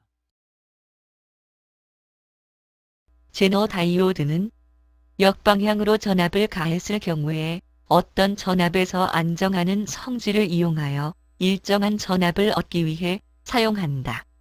즉, 외부 온도나 부하 변동에 상관없이 항상 일정한 전압을 유지하는 정전압 회로이다. 반드시 회로에 역방향으로 접속해 주어야 한다. 제너 다이오드는 재질에 따라 5V용, 10V용 등 다양하게 있어 회로에 맞게 사용해야 한다. 전압을 어느 정도 가해주면 처음에는 작은 전압하에서 전류가 거의 안 흐르다가 점점 전압을 높이면 기하급수적으로 전류가 흐르는 현상이 발생한다. 자, 제너 다이오드는 그런 겁니다. 제너 다이오드는 그 외부 부하와 온도 변화에 관계없이 항상 일정한 전압을 유지시키는 정전압 회로이다. 그래서 항상 안정전기 전기를 공급해주는 VC단에 반드시 제너 다이오드가 연결되어 있다는 거죠. 바로 이 회로에서 여기죠, 여기에서 봅니까? 그죠? VC 전압을 PW에 공급해주기 위해서 여기 제너 다이오드를 거치죠. 그죠? 그래서 외부에서 20V가 들어오던 30V가 들어오던 10V 제너를 왔다면 10V만 공급해 주는 거죠. 그죠? 물론 뭐 어떤 전기를 무지하게 많이 가지면 얘가 파괴되는 전자사태, 그죠? 전자사태가 벌어지겠지만, 그지? 그렇지 않은 경우는 관계가 없죠. 그래서 이 제너 다이오드는 우리가 굉장히 그 회로에서, 그죠? 굉장히 중요한 역할을 하는 거다. 그죠? 콘덴서만큼 또 제너 다이오드는 중요하다. 이렇게 보면 되겠죠. 그죠? 그래서 제너 다이오드는 우리가 스위칭 다이오드하고 비슷하게 좀 생겼어요. 어떤 그냥 일반 다이오드하고. 근데 여기 무슨 글자들이 이렇게 적혀져 있습니다. 일반 스위칭 다이오드는 글자가 안 적혀 있는데 제너 다이오드는 여기 유리 재질 같은데 칠해져 있는데 이걸 눈으로 확인하기가 굉장히 어려워요. 이걸 1N4740A라는 거 같다. 이거 눈으로 확인하기가 어렵습니다. 또 오래되면 열이 받아서 이런 마킹 낸 것들이 지워지거나 흐려지거나 해요. 이건 1N4740A는 10V용 제너거든요. B27이다. 이건 27용 제너예요. 1N472A다. 12V용이에요. 그래서 이걸 데이터 시트를 찾아서 하기에는 무리란 얘기죠. 이거. 물론 이게 잘 보이면 되는데 잘 보이지가 않거든요. 여러분들 한번 실지 제너 다이오드 있잖아요. 요걸 놓고 보세요. 안 보여요. 이게 잘. 그래서 이걸 할 수 있는 방법을 여러분들한테 설명을 좀 드리려고 하는 거죠. 자, 제너 다이오드를 우리가 이제 양부 판별하는 것부터 좀 알려드릴게요. 자, 제너 다이오드는 역방향 특성을 이용하는 거다. 그죠? 역방향. 회로의 역방향으로 가해줘야 된다. 자, 역방향으로 전압을 가했을 때 어떤 전압에서 안 흐르다가 이게 10V용 제너다. 그죠? 그러면 그때 정상적인 전압을 유지하는 그런 쪽으로 가는 겁니다. 이게. 그 역방향 특성을 이용한 거예요. 그러니까 회로에다 역방향을 걸어줘야 되겠죠? 여러분들이 이제 회로에 이렇게 자, 이렇게 봅시다. 회로가 이게 플러스 라인이고 이게 마이너스 라인이었다가 그죠? 그러면 제너 다이오드를 여러분들이 그죠? 이렇게 걸어줬다면 어떻게 되겠습니까? 이렇게 이게 제너 다이오드죠. 이게 자 이게 플러스 이게 마이너스 극이죠. 이거 정방향으로 가해줬어요. 제너 다이오드는 뭐예요? 제너 다이오드는 역방향 특성을 이용한 거랬죠. 그러면 이 제너 다이오드가 턴온 전압이 뭡니까? 얘는 다이오드니까 0.6V잖아요. 그러면 이게 전이차가 없어 얘는 쇼트란 말이죠. 다른 게 나가겠죠. 여기다 이렇게 걸어주는 게 아니라 회로에 이렇게 역방향으로 걸어준다는 얘기, 역방향으로 걸어준다는 얘기죠. 플러스는 마이너스 회로에, 마이너스는 플러스에다 걸어줘야 이 정상 동작한다. 이것이 뭐냐, 이것이 바로 제너 다이오드 특성이다 이 얘기죠. 그래서 우리가 이 양부 판별할 때는 크게 어렵진 않아요. 그죠? 여기다가 다이오드 모드를 놓고요. 그죠? 양단을 쟀을 때, 그죠? 양단을 쟀을 때 0.7V 이상, 0.6V 이상이 나오면 정상이다. 이렇게 보시면 되죠. 반대 방향으로 나오면 안 되겠죠. 이 다이오드는 자 여기가 에노드, 이게 캐소드란 말이죠. 한쪽 방향으로 전류 흐르는 거지 역방향으로 통하지 않는다는 얘기죠. 전기가 순방향에서만 전기가 흐르는 특성을 이용하는 것이 바로 뭐냐, 바로 그 다이오드다. 그죠? 그러니까 한쪽 방향으로만 쟀을 때 이렇게 나오면 양품이다. 반대로 했을 때 역방향으로 나오면 안 되겠죠. 항상 역방향을 이용하는 것이 제너 다이오드다. 이는 머릿속에 갖고 있어야 되고, 항상 머릿속에 제너 다이오드는 뭐냐? 회로의 역방향으로 해주는 역방향으로. 근데 잘못해서 정방향하면 나가 터져버리겠죠? 예. 그것만 여러분 잘 기억하시면 됩니다. 자, 그럼 이제 이런 제너 다이오드를 우리가 이제 규격을 찾기 위해서는 데이터 시트다가 초보자들이 찾기는 어려워요. 그래서 찾을 수 있는 방법을 여러분들한테 설명을 좀 드리겠습니다. 여러분들이 지금 아마 TV 수리라든가 아니면 모니터, LED 모니터 수리하기 위해서 아마 그 LED 백라이트 테스터기라는 걸 갖고 있을 거예요. 그걸 이용하는 겁니다. 자, 그러면 우리가 제너 다이오드는 TV라든가 모니터라든가 이제 쓰는 규격들이 상당히 많습니다. 뭐 이거 말고 더 있는데 10V, 12V, 뭐 15V, 16V, 18V, 22V, 24, 30V 이렇게 있는데 보통 이제 우리가 셀러한테 이 제너 다이오드를 구입을 하게 되면 이 봉지에 담아서 여기다 규격을 써줘요. 이렇게. 최초에는 알고 있겠지만은 나중에 쓰다 보면 이 수리맨들이 보통 저를 비롯해서 아마 모든 사람이 그럴 거예요. 근데 쓰다 보면 몇 개 떨어진 게 어디 규격인지를 몰라서 막 흐트러져 있는 경우가 많거든요. 이럴 때는 우리가 찾기가 좋지만 이것이 만약 혼입이 돼 있다. 그럴 경우는 참 이게 난감하죠. 그래서 이게 잘 여기 마킹되어 있는 게 잘 보이지도 않습니다. 그죠? 그래서 이걸 찾기가 어려우니까 할 수 있는 방법은 뭐냐면 조금 전에 말씀드린 이제 LED 백라이트 테스터기를 이용해서 우리가 한다. 그죠? 그래서 원래는 이제 우리가 수리를 하고 나서 하나하나 꺼내면은 이 규격 봉투에다가 제대로 담아 놔야 되는데 이제 뭐 일이 바쁘다 보면 그렇게 안 되는 경우도 있어요. 사람이 어떻게 꼭 틀에 짜여지게끔만 할 수는 없더라고요. 저도 하다 보니까 뭐 그랬을 때 이제 어쩔 수 없이 우리가 이런 어떤 계측기를 이용할 수밖에 없다 하는 거죠. 그래서 어떻게 하시냐면 여러분들 백라이트 테스터기가 있는데 제가 이제 그 신형하고 구형하고 갖고 있거든요. 이 측정을 해보니까 정밀도 차이가 좀 있더라고요. 그래서 저는 이제 좀 개조를 했습니다. 옛날에 산 건 이제 이런 구형 그 LED 백라이트 테스터기고요. 요게 좀 신형인데 LED 제너 다이오드 측정할 때는 이제 구형으로 좀 해요. 요게 좀 더 정확하게 좀 나오더라고요. 그래서 제가 LED 백라이트 테스터기를 2개, 신형과 구형을 2개를 가지고 양면성을 갖고 쓰고 있습니다. 그래서 이 LED 백라이트 쓸 때 주의할 점 뭐냐면은 여기 지금 빨간 소켓하고 검정 소켓이죠. 반드시 이게 플러스, 왜냐면은 LED라는 것은 전자 소자이기 때문에 플러스 마이너스 극성이 있어요. 그죠? 극성이 있습니다. 그러니까 우리가 요 테스터기 여기 꽂을 때도 이 빨간 프로브는 여기다 꽂아야 되고 검정 프로브는 여기다 꽂아야 되죠. 이게 플러스 선이 이게 마이너스 선이거든요. 내가 거꾸로 꽂는 사람이 또 있단 말이죠. 그러지 말고 이 색깔별로 항상 꽂아. 그래서 이 색깔이 있는 거거든요. 프로브를 여기다 꽂으시고요. 그 다음에 제너 다이오드는 뭐라 그랬죠? 교육을 잘 들은 사람 알겠죠? 항상 회로의 역방향으로 해야 되는 역방향으로. 예를 들어서 이게 지금 제너 다이오드가 여기가 마이너스고 여기가 이 검은 띠가 있는데 여기 마이너스죠? 여기가 플러스예요. 근데 이 프로브를 갖다가 그죠? 여기다가 마이너스 봉 되고 여기다 플러스 봉을 되면 어떻게 되겠습니까? 이거는 뭡니까? 이거는 순방향이잖아요. 순방향. 그죠? 제너 다이오드가 그죠? 순방향으로 했을 때 우리가 턴온 자립이 얼마라고 했습니까? 0.6V예요. 그러면 자, 이렇게 플러스하고 마이너스 선입니다. 제너 다이오드를 여기다가 그죠? 이렇게 연결했다고 가정해 보자고요. 이렇게 이게 제너 다이오드 규어죠? 여기가 플러스, 여기가 마이너스예요. 그죠? 그러면 이렇게 순방향으로 갔을 때는 턴온 전압이 0.6V란 말이죠. 그러면 0.6V라는 것은 전이차가 없다. 그럼 쇼트잖아요. 쇼트. 그죠? 쇼트인데 얘가 기계가 아마 요거를 어느 정도 피드백 회로가 있어서 얼마간은 보호해주는 회로가 있기 때문에 아마 나가진 않을 거예요. 장시간 되겠으면 아마 이 기계가 손상될 겁니다. 이게 아니라 반드시 제너 다이오드는 뭐라 그랬죠? 제너 다이오드는 회로의 역방향으로도 우리가 결합을 해줘야 된다. 플러스 라인은 마이너스, 마이너스 라인은 플러스 리드를 여기다가 이렇게 접속을 해야 된다는 거죠. 이렇게. 그러니까 순방향은 턴온 전압이 그죠? 0.6V이기 때문에 전이차가 없기 때문에 쇼트가 된다.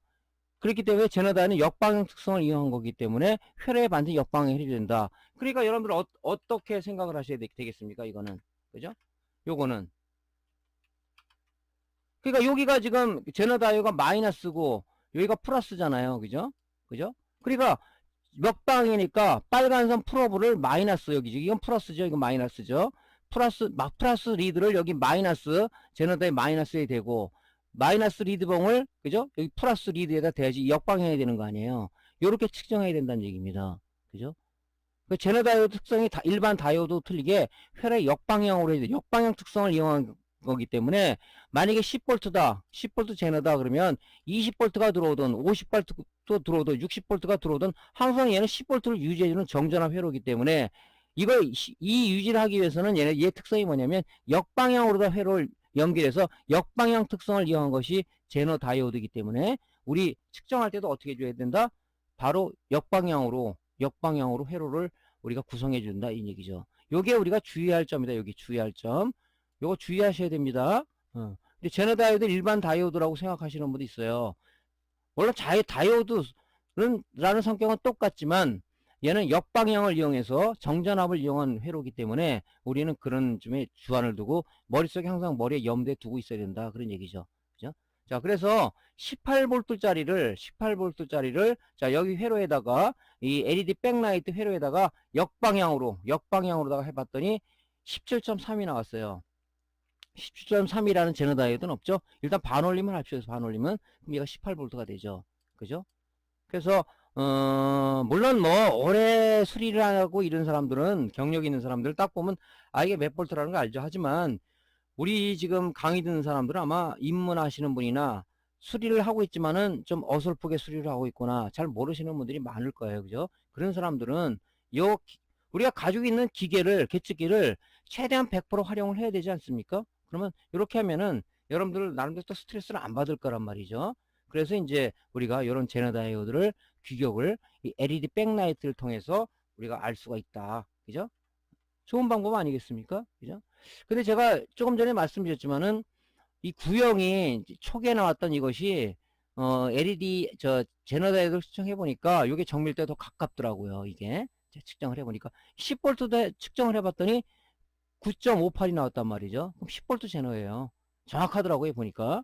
자, 그래서 여러분들이 요거를 적극 좀 활용을 해달라 하는 얘기고요. 자, 동영상 한번 보겠습니다.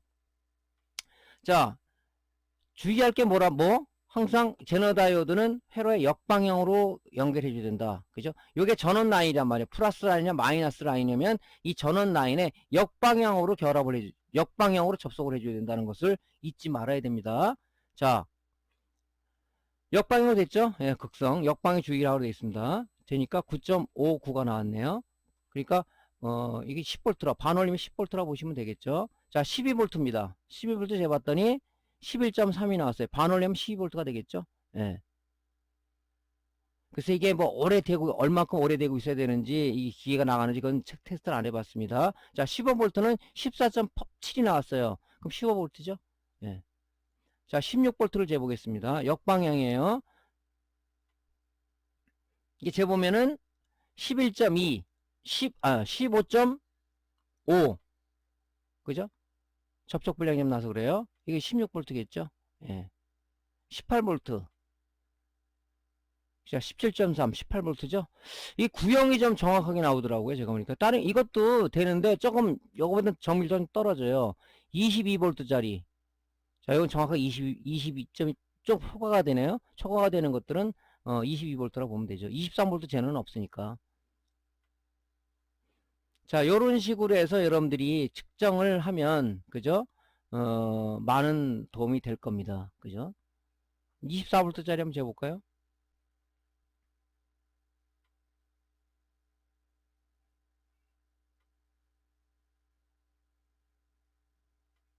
자, 그래서 여러분들이 갖고 있는 요 테스터기는 요렇게 뭐 다른 것도 LED 백라이트도 하지만은 특히 제너 다이오드 같은 거는 여기 표기명이 너무 이게 잘 안 보이거나 아니면 오래돼서 열화가 돼서 내용이 지워져 버린 것도 있습니다. 그죠? 그런 것들은 여러분들이 요 LED 백라이트 테스터기를 이용해서 규격을 알아보시면 되겠습니다. 자, 그 다음에 우리가 항상 이 회로에는 스위칭 회로든 어디 보호 회로가 되어 있다고 그랬죠. 여기 지금 클램프 회로라든가 아니면 여기 요 FET 소스하고 연결된 요 저항이 하나 있는데 1호 미만짜리 1W 이상짜리 저항이 하나 있는데 요것은 뭐냐 회로 보호용이라고 그랬죠. 자, 그러면 요 션트 저항도 많이 부품이 손상되는 부품 중에 하나예요. 그죠? 그래서 이렇게 거의 2옴도 안 되는 이런 저항들이, 그죠? 1와트 저항, 내지 2와트 저항들이 껴 있습니다. 이런 것들이. 일반 저항, 몰드 저항보다는 색대 저항보다 크죠? 크기가. 네, 와트 수가 있기 때문에 그럽니다. 저항은 전기를 소비하는, 그죠? 소비하는 그기 때문에 그 전격 소비 전력이라는 게 있어요. 거기에 맞게끔 해줘야지 4분의 1 와트짜리 썼다면 여기다 끼면 타버리겠죠. 그죠? 그래서 이렇게 규격이 있습니다. 보통 1와트 내지 2와트를 쓰는데 1옴 미만, 여기 지금 0.375옴짜리 꼈네요. 그죠? 굉장히 작은 그 규격의 저항이에요. 자, 션트 저항이 어떤 건지를 우리 한번 정의를 내리고 가겠습니다. 션트 저항은 FET 소스와 연결되어 있는 저항으로 소스 저항이라고도 부르며 1옴 이하의 저항을 많이 사용한다. PWM에서 온오프 펄스 신호를 FET 게이트에 공급하는 순간 FET 드레인에 걸려있는 DC 310V를 온타임 시 스위칭을 하면 FET 드레인에서 소스로 순간 급격히 전류가 흐르는 돌입 전류가 발생하는데 션트 저항은 순간 흐르는 돌입 전류를 완충하는 역할을 하여 회로 보호를 한다. 또한 션트 저항의 앞단은 PWM의 CS 단자와 연결되어 소스에 흐르는 전류를 감시하는 전류 모니터 역할을 하여 2차 측의 출력 전압의 안정화를 기한다. 예, 이게 바로 션트 저항입니다. 요게. 그러니까 여기서 이제 온오프, 그죠? PWM에서 온오프 신호를 준다 그랬잖아요. 온타임과 오프타임을 주게 되면, 그죠? 그 신호가 어디로 들어갑니까? 여기 게이트에 들어가죠? 그러면 310V가 대기하고 있단 말이죠.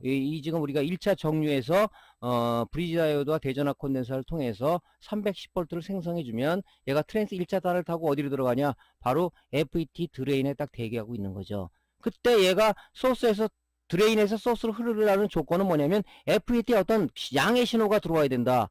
N채널 FET니까 양의 신호가 들어와야 되는데 그 신호를 누가 주냐? 바로 PWM이 준다 이거죠. PWM이. 그래서 여기서 들어서 스위칭하는 순간에 드레인의 소스로 급격히 전류가 흐르기 때문에 잘못하면 이 FET가 나갈 수가 있습니다. 그래서 그 보호회로다가 여기다 션트 저항 하나 달아서 완충 역할, 그죠? 우리 자동차에 보면은 쇼크압 쇼바라고 있죠. 이 굴곡을 넘어갈 때 그 쇼버가 없다면 굉장히 우리가 많이 충격을 받을 겁니다. 그지? 스프링 장치가 돼 있어서 완충을 해줘. 그런 역할이라고 보시면 되겠죠. 그래서 그런 것들이 있고, 드레인에서 소스에 흐르는 이 전류의 변화량을 PWM, 그죠? CS 단자, 커런트 센스 단자로 연결해서 이제 2차 측의 출력의 안정화를 기하는 역할도 해주겠다는 얘기죠. 이 중요한 역할입니다, 이게. 그죠? 이것이 션트 저항이에요. 요 저항도, 그죠? 이 1옴 미만짜 이 저항도 많이 나가요. 예를 들어서 뭐 과전압이 들어왔다든가 뭐 어디 쇼트가 되면은 얘가 이게 타는 경우도 있지만 이 탄소 피막 여기 겉이 이 뚜껑이 열리는 경우가, 날아가는 경우가 있어요. 뭐 사람도 열받으면 뚜껑 열린다 그런 얘기를 하는데 얘도 뚜껑이 열리더라고 이게. 그래서 우리 눈으로, 그러니까 우리가 이제 수리를 하면서 제일 중요한 게 뭐냐면 1차 무조건 이제 막 성급한 사람들은 전원부터 꽂아서 막 하는데, 이제 진짜 수리의 경험이 있고 좀 노하우가 있는 사람들은 먼저 전원을 인가하기 전에 유관 검사부터 합니다. 어디 열화된 것은 없는지, 소자들이 어디 파괴가 된 것은 없는지, 또 지금처럼 어떤 이것이 그 겉을 보호하는 보호막들이 손상이 된 것이 없는지를 굉장히 눈으로, 그 독수리 눈으로 아주 철저하게 살핍니다. 거기서 우리가 보통 40-50%는 잡아내거든요. 근데 초보자들은 그거를 못해요. 급하니까 꽂아서 2차 측이 들어오냐 안 들어오냐 이것부터 급한 거야. 그러다 보니까 수리가 늦어지고 외래 사고를 저지르고, 그죠? 또 안전장치는 쇼트 방지, 뻥 방지 지그를 이용해서 전원도 넣지도 않고, 그러니까 이 수리가 점점점 어려워지면서 작업 공수가 늘어날 수밖에 없다. 근데 그것도 하다 보면 이제 요령이거든요. 그래서 이제 여러분들도 이 강의를 듣는 사람들은 너무 성급하게, 수리라는 것은 너무 성급하게 하면 안 돼요. 그죠? 여러분들 이제 뭐 결혼하신 분도 있지만 연애할 때 성급하게 우리가 뭐 연애합니까? 안 하잖아요. 그럼 마찬가지로 아주 조심스럽게 그냥 단계별로 이런 식으로 이게 습관화가 돼야지, 습관화가 안 되면요, 한번 이게 나쁜 습관이 들면은 고치기가 상당히 힘듭니다. 그죠? 저도 이제 초기에 수리할 때 그 나쁜 그 습관들이 아직도 있는 게 있는데 참 그게 몸에 익으니까 안 되더란 말이죠. 꼭 장갑을 끼고 해야 되는데 장갑 안 껴서 손에 기스를 낸다든가, 어제도 수리하다 한쪽이 좀 찢어졌어요. 그런 경우도 있고, 그래서 여러분들도 막 그런 부분들은 내 몸을 보호하면서 하는 그게 중요한데 습관화가 중요하더라 하는 얘기를 덧붙여서 말씀을 드립니다. 자, 요것도 많이 나가는 저항이에요. 요게 이 션트 저항. 바로 요 부분이죠. 여기요. 여기 저항이 두 개가 있네요. 요게 이제 션트 저항일 가능성이 있고, 여기 소스하고 연결된 션트 저항일 가능성이 있고, 요게 바로 PWM 콘덴서 47 마이크로짜리 PWM 콘덴서입니다. 요것도 문제가 많이 되죠. 요게 문제가 되면 뭡니까? 전압이 출렁거린다든가 아니면은 전압이 다운돼서 여기에 PWM V 전압을 적게 공급해 준다든가. 그래서 PWM이 원하는 미니멈 서플라이에서 맥시멈 서플라이에 어떤 그 기준치에 도달하지 못하는 경우가 발생될 수도 있다. 그죠? 그래서 이런 부분도 우리가 잘 살펴봐야 되는데, 요 저항은 그냥 무심코 스킵해버립니다. 왜? 에이, 저항이 뭐 나가겠어? 잘 나갑니다. 그래서 요게 나가면 어떻게 되겠어요? 그죠? 요게 나갔다는 얘기는 결론적으로 뭐냐? FET도 나갈 가능성이 있고, PWM도 나갈 가능성이 있다. 그죠? 그래서 우리가, 지금 우리가 모니터 SMP에서는 5개의 회로 파트를 가지고 있다 그러는데, 이 스위칭 부분이 사실 고장이 제일 많습니다. PWM이라든가 FET라든가 션트 저항이라든가 아니면 여기 제너 다이오드라든가 그 다음에 뭐 PWM 콘덴서라든가 이런 부분들이 굉장히 심심치 않게 고장이 많이 나요. 스위칭부 고장이 제일 많이 납니다. 2차 측에 전압이 안 나온다. 그러면 스위칭부를 먼저 의심해 볼 필요도 있다 이거죠. 물론 앞단에 정류회로 해서 정류를 못해서 그런지 그건 간단하잖아요. 데콘에 지금 300V 이상이 충전되어 있는 거 제문되니까 나온다. 그럼 이건 이상이 없는 거란 말이죠. 그럼 이 스위칭 단계에서 고장이 제일 많으니까 요 부분도 여러분들이 더 좀 공부를 많이 해야 된다. 그런 결론에 우리가 도달할 수 있습니다. 이런 것들은. 자, 그래서 이제 요 스위칭 회로 쪽, 제가 파트 배틀 쪽에서 지금 말씀드리는데, 요 회로 쪽을 잘 좀 이해를 좀 해주셔야 돼요. 그죠? 이 지금 모니터 SMPS보다 TV 보면 너무 복잡해요. 회로가. 그죠? 왜 부가 회로가 많다고 그랬잖아요. 그죠? 뭐 메인 스위칭 회로라든가 스탠바이 회로라든가 PFC라든가 RC 회로라 이런 것이 많아서 이걸 여러분들이 자꾸 이제 숙달이 돼야 나중에 이제 SMPS 회로도 보더라도 눈에 들어오거든요. 회로가 복잡합니다. TV 쪽은. 그래서 이런 부분들, 요 스위칭부 요렇게 구성되어 있다. 그죠? 요런 것이 이제 TV SMPS에 또 나온단 말이죠. 잘 보시기 바라고요. 자, 이제 또 이 보호 회로가 또 있다. 이제 클램프 회로. 여기 보면 그죠? 이 다이오드와 저항과 콘덴서로 이루어진 요 클램프 회로라는 게 또 있어요. 그죠? 스위칭부에도 있고 지금 2차 정류부의 쪽에도 요 클램프 회로가 있습니다. 얘도 일종의 보호 회로거든요. 그러면 클램프 회로라는 게 뭔가에 대해서 우리가 정의를 한번 내리고 넘어갑시다. 클램프 회로는 TR이나 FET가 온오프 스위칭을 하면서 발생하는 과전압, 즉 서지 전압을 억제하는 회로를 의미한다. FET가 온오프를 하면 스파크 노이즈가 발생하고 노이즈가 드레인 쪽으로 인가되어 FET가 손상되는 경우가 발생하여 스위칭 손실을 가져오게 된다. 트랜스 1차 권선에서 발생할 경우 서지를 흡수하는 역할을 하는 회로 구성 소자로 다이오드, 콘덴서, 저항이 한 세트로 구성되어 있다. 클램프 회로 동작은 FET가 턴오프 시에 서지 전압을 콘덴서가 충전을 하고 저항에 의해서 전압이 서서히 떨어진다. 그런 상태에서 다음 턴오프 타이밍에서 다시 서지 전압이 발생하여 서지 전압 값이 그 이상을 넘으면 다이오드가 콘덴서에게 서지 전압을 충전하게 함으로써 콘덴서는 충전으로 소비를 하여 서지 전압을 제거한다. 예, 역할은 이겁니다. 그러니까 여기 션트 저항처럼 얘도 보호 회로다. 그죠? 왜냐면은 이제 스위칭을 하다 보니까 과전압이라든가 노이즈라는 게, 그래서 이제 SMP에서 스위칭 모드 파워 서플라이가 단점이 정류 효율이 좋고, 그죠? 특히 어떤 그 트랜스라든가 2차 단 이후에 어떤 회로를 좀 소형화할 수 있다는 장점은 있는 반면에 이 지금 대전압 대전류로 스위칭 하기 때문에 스위칭 노이즈가 나요. 물론 여기 노이즈를 EMI 필터에서 막아주는 역할도 하지만은 뭐 100% 맞겠습니까? 그죠? 그러다 보니까 이 스위칭 노이즈 때문에 어떤 그 서지라든가 노이즈가 발생이 되는 그런 부분이다. 그래서 스위칭 쪽에 이런 부분을 막기 위해서 여기 션트 저항을 산다든가 아니면 클램프 회로 또는 스너버 회로라고 얘기하는데, 이런 부분을 해서 그런 부분들을 우리가 과전압이나 노이즈로부터 우리가 그 차단을 하고 또 내지는 어떤 그 보호를 하고 그죠? 그 회로에 문제가 주지 않게끔 이런 회로들이 구성이 돼 있다. 그죠? 그래서 여러분들이 이제 이런 부분도 알아야 된다. 그래서 보통 클램프라는 회로를 많이 쓰지만은 스너버 회로라는 얘기도 많이 쓰니까 어떤 용어에 좀 여러분들이 혼동되지 않게끔 하면 돼요. 그래서 요게 지금 전체적인 그 모니터 SMPS 파트의 회로입니다. 이 회로. 그죠? 그래서 중요한 부분은 다 말씀드렸어요. 중요한 부분 여러분 다 말씀드린 겁니다. 지금 우리가 EMI 필터 부분 했죠. 그죠? 공부했죠. 자, 1차 정류 부분 했죠. 지금 우리가 무슨 단계를 했습니까? 이 스위칭부에 대해서 우리가 지금 공부를 한 겁니다. 이게 스위칭부예요. 그죠? 자, 스위칭을 했다는 얘기는 뭡니까? DC를, 그죠? DC를 AC화해서 일단은 직류를 교류화했다는 얘기죠. 왜? 자, 이제 2차 정류를 위해서, 2차 정류를 하기 위해서 우리가 여기서 스위칭해서, 그죠? 나온 직류를 교류화해서 우리가 트랜스에 넘겨주기 위해서는 반드시 DC를 AC화 해줘야 된다. 그 AC화 해주는 역할이 뭐냐면 바로 스위칭부에서 PWM과 FET가 스위칭해서 나온 그 결과값이 바로 교류 형태의 신호다는 거죠. 그죠? 그게 트랜스 1차단, 여기가 1차단이고 여기가 2차단이죠. 이 철심을 기준으로 해서 자 여기다 걸어주는 겁니다.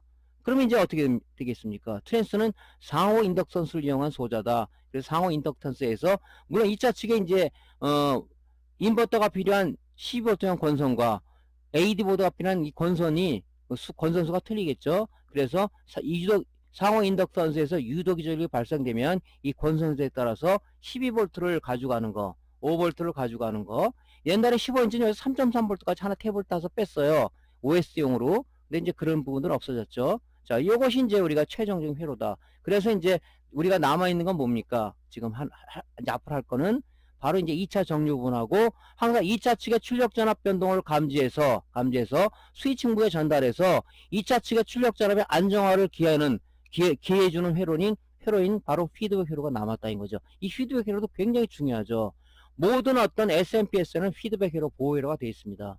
그게 그래서 그 중심 소자는 바로 뭐냐 TL431이라는 거 포토커플을 기준으로 해서 2차 측의 전압을 그죠? 시언트 레귤레이터의 비교기를 통해서 많이 흐르냐 적게 흐르냐를 따라 가지고 우리가 이제 그 PWM의 피드백으로 전달해서 발진폭, 그죠? 펄스 반출폭을 줄일 거냐 늘릴 거냐. 2차 측에서 전압이 안 나온다. 그죠? 그건 어디가 쇼트가 될 수도 있단 말이죠. 그죠? 이게 지금 2차 측, 여기 지금 이 5V, 12V 나오는 이 케이블을 통해서 AD 보드도 연결돼 있을 거 아닙니까? 그죠? 또 따로 인버터 조각으로 나눠지는 것 같은 건 연결돼 있다. 근데 2차, 걔가 봐서도 2차 측이란 말이죠. 2차 측에 어디 FET가 쇼트가 됐다 그러면 여기 전압이 측정이 안 돼요. 왜? 이 SMPS가 봤을 때 2차 측이다 보니까, 그죠? 거기 쇼트가 되니까 뭡니까? 이 피드백에 동작을 해가지고, 피드백에다가 전달한 거죠. 2차 측에 쇼트 났어. 그러니까 뭐냐. 얘 PWM이, 야, 발진 중지해. 해가지고 중지하다 보니까, 펄스 발진을 못하니까, FET 드레인 310V 그대로만 대기하고 있지, 스위칭을 못하는 거예요. 게이트 신호를 얘가 PWM에서 안 주다 보니까, 그죠? 안 주다 보니까. 그래서 이제, 그럴 때는 여러분들 요령이 나중에 말씀드리겠지만, SMPS에 연결되어 있는 건 케이블들 다 빼버리고, 다시 220V 거 아니까 제대로 나오더라. 그럼 뭐니까 2차 측이 쇼트예요. 그럼 뭡니까? 여러분들 뭐 AD 보드를 뒤진다든가 또 AD 보드에는 또 뭐가 연결되어 있습니까? OSD 보드라든가 패널 보드가 연결되어 있겠죠? 그죠? 그런 부분들 이제 여러분들이 SMPS 제거 말고 그쪽을 이제 터치를 해야 된다는 거죠. 그래서 이제 그게 이제 나중에 이제 수리하는 요령이다. 다 꽂고 하니까 안 나옵니다. 꽂은 상태에서 여러분이 자꾸 체크를 하다 하면 안 된단 말이지. 그죠? 2차 측에 아무것도 안 나온다 그러면 제일 중요한 거면 SMPS 단독으로 또 한번 해봐라. 그게 이제 수리 요령이거든요. TV도 마찬가지예요. 그죠? 여기 커넥터 있는 걸 다 빼버려. SMPS 빼버리고 해다 보면 왜 SMPS가 봤을 때는 걔도 2차 측이라고. 그러니까 이 피드백이라는 건 뭐예요?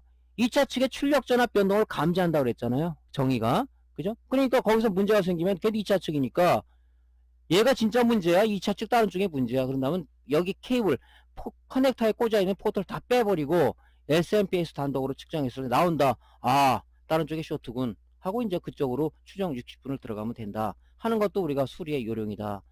그렇지 않은 사람은 꼭꼭 계속 이거 측정할 거예요. 계속. 그럼 뭐 100년 가도 수리를 못 하겠죠? 예. 자, 그런 이제 그 보호회로 쪽에서 좀 말씀드렸고요.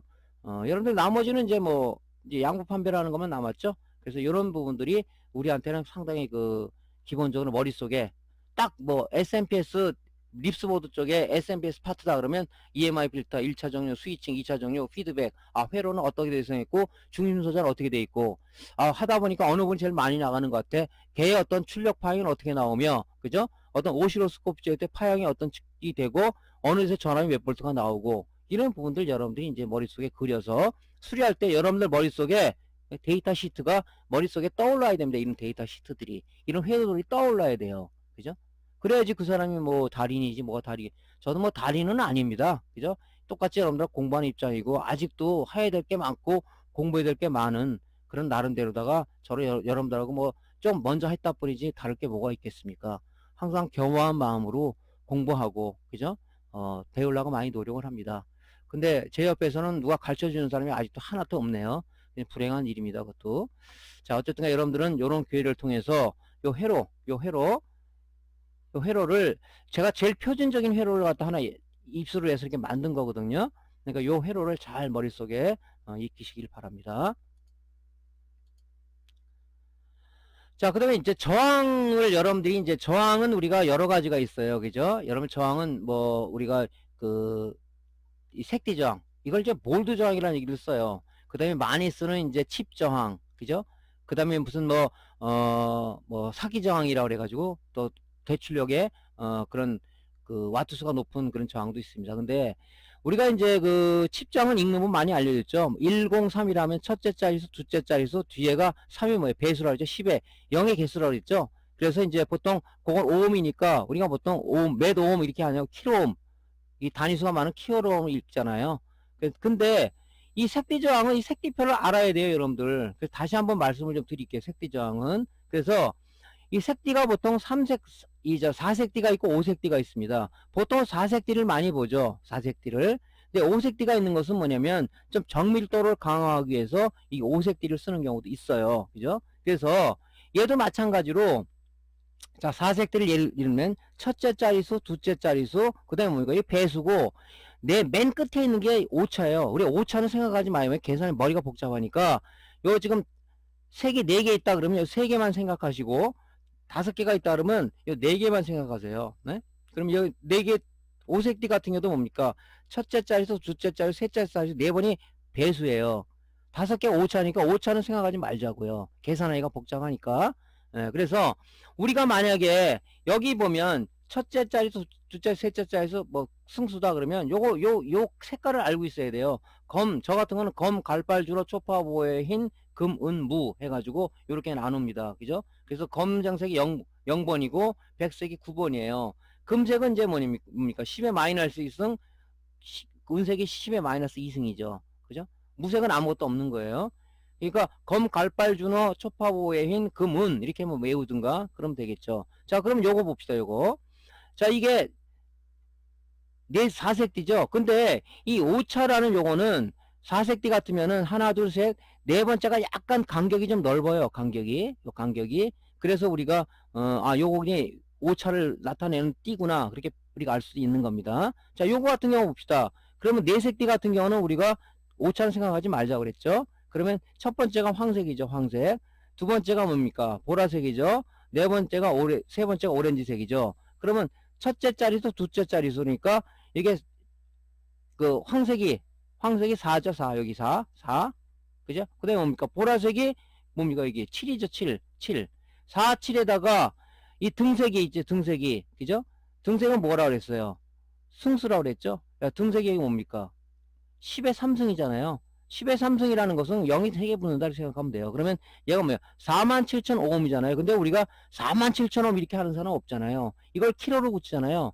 1킬로는 뭡니까? 1,000오음이죠. 그럼 요 3개 자리를 날리게 되면 그죠? 하나, 둘, 3개 자리를 점을 찍으면 뭡니까? 47kΩ이 되겠죠. 그래서 5차까지 생각하면 머리 아프니까 항상 4색 띄면은 3개 자리로 해서 여러분들이 첫째 자리, 둘째 승수 이렇게 따지시고 5색 띄다 그러면 뭡니까? 첫째 자리수, 둘째 자리수, 셋째 자리수 승수다. 이렇게 생각하시면 되겠죠. 자, 5색 띄라면 보면요. 황색, 청색, 자색, 적색이다. 그죠? 그러면 요건 이제 5차니까 생각하지 마시고요. 자, 황색이 뭡니까? 4죠, 4.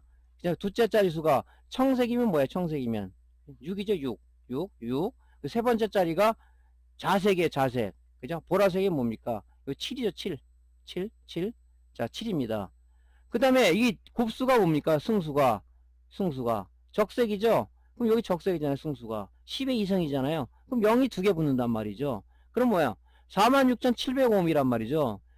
저항 46,705 주세요. 이런 사람 없잖아요. 그죠? 요거를 우리가 킬로로 고치면은 1킬로는 1,005mm니까 점 3개를 앞에다 소수점 찍으면 46.7kg잖아요. 46.7kg 주세요. 그러지? 가게 가서 46,700원짜리 100개 주세요. 이건 좀 약간 무식하겠다고 느끼겠죠, 그 사람이. 그래서 이런 식으로 킬로로 고치고 더 높은 것은 우리가 이제 메가 단위로 고쳐서 합니다. 그래서 저항의 제일 중요한 것은 뭐냐면요. 이 얘가 소비 전력이에요. 소비 전력. 전격 전력. 그죠? 아무거나 쓰면 안 됐죠. 뭐 2분의 1와트짜리가 있고 4분의 1와트짜리가 있고 8분의 1와트짜리가 있고 1와트짜리가 있고 2와트짜리가 있고 뭐 3와트짜리가 있고 그렇습니다. 썬트 저항은 뭡니까? 1와트 이상을 써야 되겠죠. 요런 거 쓰면 안 되겠죠. 얘는 보통 4분의 1와트짜리가 많으니까 이런 조그만 것들은. 그래서 저항은 소비 전력, 그죠? 전격 전력이라는 게 있습니다. 거기에 맞게끔 회로를 구성해 줘야 된다. 그래서 요 색띠는 검, 갈발주나 초파보인 금은무 요거는 여러분들이 머릿속에 좀 애우세요. 그죠? 그래 빨리 계산이 되잖아요. 왜 이렇게 애우라 그러냐면은 자, 저항이 불량이 났어요. 측정을 했는데 여기 표기된 값과 측정된 값을 비교를 하려 그러면 이걸 우리가 읽어야 되잖아요. 근데 이걸 아직도 못 읽는 사람들이 많더란 말이죠. 이 색띠를 못 외워서 그렇습니다. 이 색띠 저항을 여러분들이 애우셔야 되겠죠. 그죠? 예. 그래서 이 저항도 우리가 회로의 구성에서 RLC 이걸 수동소자라고 그랬죠. R 저항, C 컨덴서, L 인덕터 내지 코일이라고 그러는데 이 저항은 없어서는 안 될 약광의 감초와 같은 존재이기 때문에 회로 구성에서 무지무지하게 중요한 역할을 한다. 그죠? 그 우리 지금 스위칭 회로 쪽에서 션트 저항이 있죠. 걔가 문제가 돼도 동작하기가 어려워요. 그죠? 그러니까 이런 저항은 엄청나게 중요하다는 것을 자신 여러분들이 느끼고 요 색띠저항, 색띠표는 여러분 머릿속에 애우시기 바랍니다. 저항 양보판을 보면 무지하게 쉽죠. 그죠? 우리가 이제 다른 거 쓰지 마세요. 이 디지털 테스트 하나만 써 이런 것들은 다이오드라든가 FET라든가 이런 것들은 이게 이제 이걸 저항 디지털 테스트에 써도 충분하니까 혼란을 가져올 수 있으니까 이거 하나만 갖고 하세요. 자, 디지털 저항 모드로 놓고요. 그죠? 딱 재개되면 바로 나오죠. 바로 나옵니다 이게. 그러면 저항값이 여기 표기명을 여러분 빨리 읽어라 했죠. 이거 용량 감퇴인데 갈아야 되고 이건 안 된다. 이건 너무 저항값이 떨어지는데 하고 여러분들이 판단을 해야 된단 말이죠. 그죠? 그래서 이렇게 저항을 측정하면 된다. 1kΩ인데 오차 차이 이런 것들은 우리가 정상이라고 봐야 되겠죠. 그죠? 0.999kΩ. 그죠? 약간 뭐 0.002 뭐 한 뭐 얼마야? 그 1이 모자른데 그러니까 이거는 뭐 정상이라고 봐야 되겠죠. 뒤에 오차를 우리가 잊지 말라고 얘기했잖아요. 그러면 오차를 가면 플러스 마이너스 알파잖아요. 오차라는 게. 그러니까 이건 정상이라고 봐야 되겠죠. 여러분들이 션트 저항 나간 거 한번 재보세요. 그 저항값이 나오나. 그죠? 그러면 저항값이 나올 수도 있고 단선이 될 수도 있고 왜냐면 여기는 탄소 피막에다가 이 코일을 이게 저항 같은 이게 이 저항층을 감아 놓은 거기 때문에 그게 끊어지면은 저항값이 안 나올 수 있겠죠. 네, 한번 그렇게 재보시면 되고요. 자, 이제 트랜스 중요한 이 중심 소자라고 그랬죠. 자, 트랜스라는 것을 다시 한번 우리가 정의를 한번 내려보고 합시다. 트랜스는 철심의 1차 권선과 2차 권선을 감아놓은 소자로서 1차 권선에 변화하는 교류 형태의 전류를 공급하면 상호 인덕턴스에 의해 2차 권선으로 유도 기전력이 발생되는 원리를 이용한 소자이다. 반드시 교류 형태의 신호를 1차 측에 공급해야만 2차 측으로부터 유도 기전력을 얻을 수 있다. 트랜스의 인덕턴스를 측정하는 계측기로서는 LCR 메터가 있다. 자, 트랜스라는 것은 뭐 여러분들한테 엄청나게 많이 얘기를 해서 이 트랜스라는 것은 이제 뭐냐면은 우리가 교류 형태의 신호를 얻기 위한 거다 이렇게 보면 되죠. 그렇기 때문에 우리가 직류 형태의 신호를 가해서는 우리가 어떤 저걸 얻을 수가 없어요. 얘를. 그래서 항상 교류 형태 신호, 변화하는 이 교류 형태 신호를 줬을 때 상호 인덕턴스에서 2차 측에 유도기 전력이 발생되는 그 원리를 이용한 것이 트레스다. 그래서 우리가 스위칭 단계에서 쓸데없이 DC를 받아서 그냥 바로 쓰면 되지 왜냐. S&P에서 스위칭 모드이기 때문에 하나의 스위칭 DC를 AC화해서 트랜스 1차 측에 걸어서 2차 측에 발생된 유도기 전력을 다시 재정리해 쓰다 보니까 정률이 뛰어나더라. 그런 어떤 그 나름대로 그 원리가 있다고 했죠. 그러다 보니까 여기 이제 트랜스에다가 1차 측을 걸어주기 위해서 이 교류 형태 신호를 가해주는 거죠. 교류 형태 신호를 가해줘만 얘가 2차 측으로다가 유도기 전력이 발생되는 원리를 이용한 것이 이 트랜스다 보니까 우리가 이 트랜스를 쓰는 거예요. 근데 트랜스는 이렇게 지금 철심에 1차 권선과 2차 권선이 감아져 있습니다. 그죠? 그죠? 이렇게 감아져 있어요. 그럼 이걸 이게 뭐라고 얘기해야 되겠어요? 여기 지금 교류를 가려줬죠. 교류. 변하는 형태의 교류를 가해줘야 2차 측도 상호 인덕턴스에서 또는 상호 유도라는 얘기도 많이 쓰는데 2차 측에 유도기를 발생된다. 그죠? 이 원리를 이용한 거예요. 그러면 1차 측에 코일 요만큼 많이 감아놓고 조금 감아놓고 2차 측에 많이 감아놨다면 뭡니까? 유도기를 더 발생되겠죠. 이건 승합의 개념이겠죠. 자, 요걸 1차라고 가정합시다. 1차 측에 많이 감아놓고 2차 측에 조금 감아놨다면 뭡니까? 유도기 이쪽이 조금 발생되겠죠. 얘는 강압의 개념이죠. 그래서 트랜스도 우리가 보면 다운 트랜스 그 다음에 업 트랜스 이렇게 얘기하는 게 승합용이냐 강압용이냐 따지는 게 바로 그렇죠. 우리 옛날에 70년대인가요? 가정용 전기가 110V를 이용했었어요. 그러다 보니까 전력 손실이 많다. 그래서 220V로 승합을 하면서 옛날에 이제 아파트에 110V로 다 전기가 공사됐던 부분은 뭡니까? 재공사가 어려우니까 바로 뭡니까? 다운 트랜스를 쓰라고 집에 우리가 현관에 들어오면 바로 이렇게 위에 하나의 선반에 다운 트랜스가 달려 있었죠. 거기다가 110V 승합 트랜스죠. 다운 트랜스가 아니라 승합 트랜스 올려가지고 110V를 받아서 그죠? 여기서 110V 이렇게 받아서 여기 2차 측에 건선이 많이 한겠어요. 이걸 220V로 만들어서 여기서 콘센트를 연결해 갖고 썼었죠. 그래서 이거를 이제 나이가 젊으신 분은 잘 모를 텐데 그랬었어요. 그죠? 그래서 글쎄 뭐 이런 얘기가 있습니다. 뭐 그 정확한 소리인지 모르겠지만은 110V를 전자제품에 공급하는 게 전자제품 안정화의 동작을 할 수가 있다. 그런 얘기를 하는데 220V는 110V에 대해서 뭐 약간 저하다 그래서 선진국들 뭐보다 110V 쓰는 데가 많지 않습니까? 그래서 그런 게 크게 뭐 논리적으로 맞는 건지는 모르겠어요. 어쨌든 간에 전력 손실을 줄이기 위해서 우리가 그 220V 승합한다. 맨 처음에 우리가 발전소에 때 15만 4,000V를 송전선을 타고 온단 말이죠. 그럼 1차 변전소, 2차 변전소를 거쳐서 이제 다운해서 우리가 주상변환기를 통해서 가정으로 들어오는 거 아니겠습니까? 그래서 이제 그런 전력 체제이기 때문에 트랜스도 우리가 주상변환기에 달려있는 이 트랜스도 그죠? 6,600V를 받아서 그죠? 여기다 권선을 조금 감아놨겠죠. 그죠? 강압을 하는 거니까. 그래서 이제 또 다시 저쪽으로 보내서 가정 이제 배전반으로 들어와서 우리가 이제 쓰는 거겠죠. 그래서 이게 바로 상호 인덕턴스를 이용한 것이 트랜스다. 그죠? 그래서 이제 우리가 많이 쓰는 것은 우리가 저주파 트랜스는 지금 우리 수리맨들은 거의 안 쓰죠. 그죠? 리니어 SMPS, 리니어 방식의 SMPS 아답터는 우리가 저주파 트랜스 썼는데 60Hz 트랜스 썼는데 이제 그러다 보니까 부피가 커지고 크기가 커지고 뭐 어떤 정률이 떨어지다 보니까 이제 뭡니까? 스위칭 단계에서 주파수를 높이다 보니까 변압기 크기의 공식에 따라서 얘가 작아지더라. 정률이 줄이더라. 그래서 우리가 고주파 트랜스 쓰는 건데 지금 이제 SMPS 전원부 쪽에서는 스위칭 부위 쪽에 요 고주파 트랜스 쓰는 거고요. 인버터 쪽에다 보면 우리가 고주파, 그죠? 여기서도 우리가 DC를 받아서 AC를 변환을 하죠. 그죠? 스위칭을 해서 여기 고주파 트랜스가 있죠.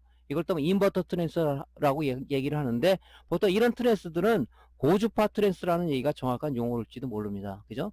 주파수를 높여서 전달해주는 고주파형으로 쓰는 거기 때문에 크기가 이렇게 작아진 거죠. 그죠?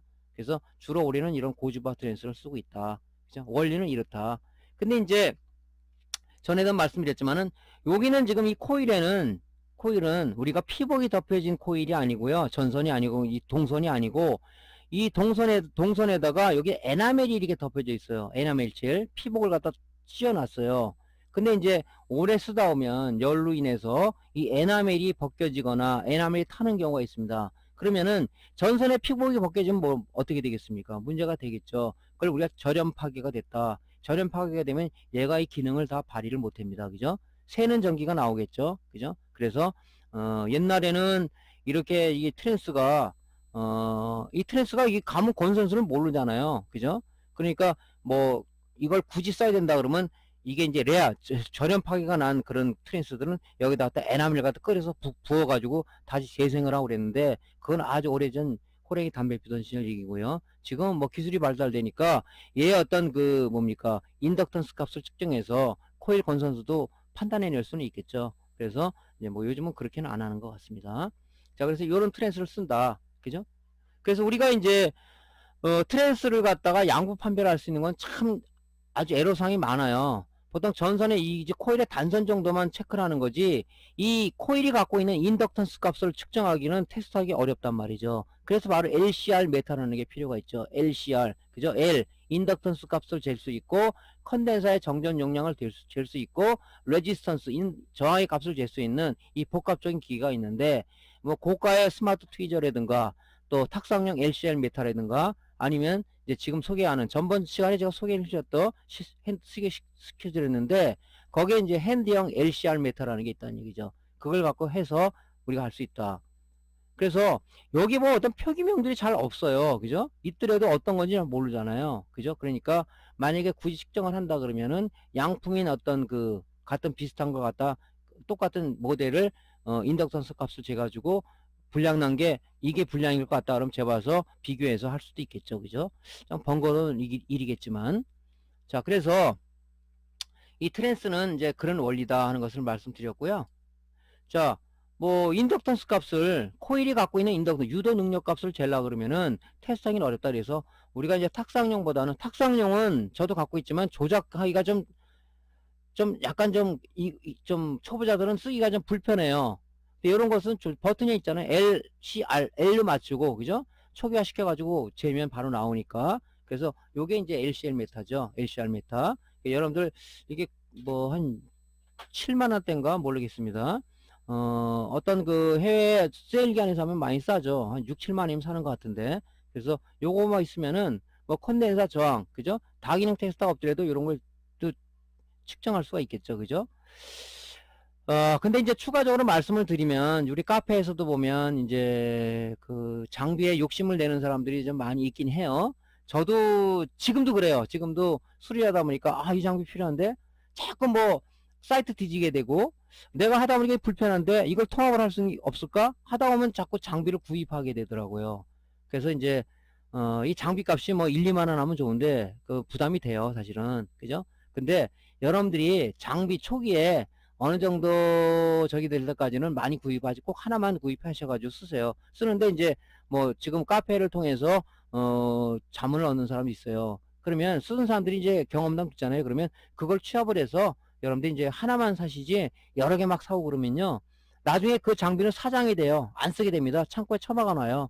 저도 지금 아날로그 오시로스코프가 지금 안 쓰는 게 한 3대가 있는데 물론 뭐 100메가 이하짜리죠. 그 안 써서 저 창고에다 처박아 놨단 말이죠. 그 얼마나 낭비입니까? 그러지 말고 처음 이제 장비 사는 사람들은 좀 수리를 진행하고 있는 그런 사람들을 통해서 문의해서 어떤 걸 살려고 그러는데 어떤 게 좋냐 그러면 그 사람들이 어떤 나름대로다가 좌표를 찍어주든가 아니면 자문을 줄 거예요. 그걸 토대로 해서 하나만 여러분들이 살 때 잘 판단을 해서 하나만 사셨으면 좋겠습니다. 뭐 저 같은 경우는 이제 사실 그래요.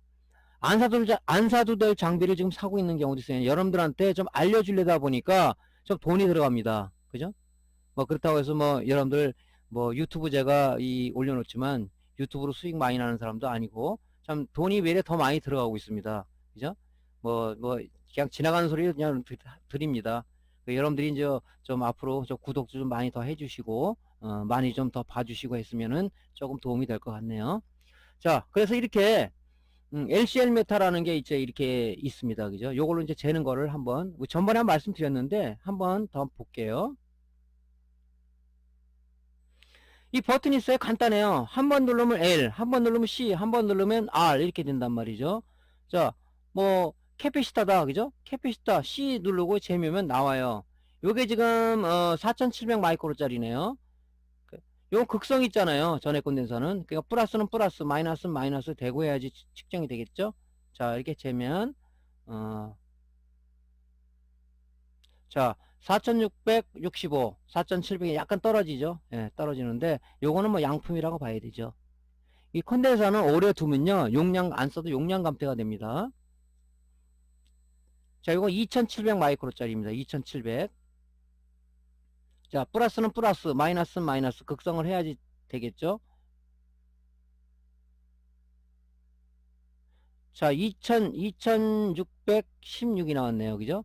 요것도 뭐 양품이라고 보시면 돼요. 요런 것, 요 정도 되는 것은 써도 되는데, 이 문제가 이 기계 정밀도 차이입니다. 자, 여기서 잠깐 볼게요. 여기서. 자, 지금 이 프로브는, 핀셋형 프로브는 우리가 구매를 하게 되면 주진 않아요. 이럴 때 이제 우리가 이제 핀셋형 프로브를 이제 해외 직구를 좀 사시라고 그랬죠. 요때 좀 필요합니다. 요게 좀 필요하더라고요. 그럼 여기다 꽂아가지고 이렇게 쓰면은, 그죠? 상당히 작업성이 좋잖아요. 그죠? 자, 이렇게 해서 치콘덴사를 재면 나오죠. 그죠? 근데 이게 정확한 값인지는 기계를 뭐 제가 불신하는 건 아니지만, 얼마큼 정확한 값인지는 모르겠습니다. 그죠? 왜? 치콘덴사는 크기가 용량과 내압을 나타낸다. 그죠? 자, 요거 이제 저항이죠. 저항. 자, R 모드로 놓습니다. R. 자, 이게 토글 키잖아요. 자, 놓고요. 재면 돼요. 이렇게. 자, 잽니다. 이렇게. 얘는 극성이 없잖아요. 얘가 10kg짜리 오음이거든요. 10.064kg가 나왔네요. 아주 상태가 좋네요. 얘는. 자, 이제 인덕턴스 값이 한번 누르면 L 값이 되죠. L. 예, L. 인덕터라고 나오죠. 코일도 인덕터라고 얘기합니다. 그래서 양단에다 극성이 없으니까 물리면은 얘 인덕턴스 값, 유도 능력 값을 우리가 헨리 값으로 나타내는데 얘는 0.24 마이크로 헨리네요. 예. 이런 식으로 이제 코일은 이런 식으로 트랜스도 마찬가지죠. 트랜스 1차 측에 코일 물리고 2차 측 코일 물리고 그렇게 재면 되겠죠. 그죠? 얘도 코일이잖아. 안에 코일이 감겨져 있는 거잖아요. 얘는 이제 1.114 마이크로 헨리가 나왔고요. 그죠?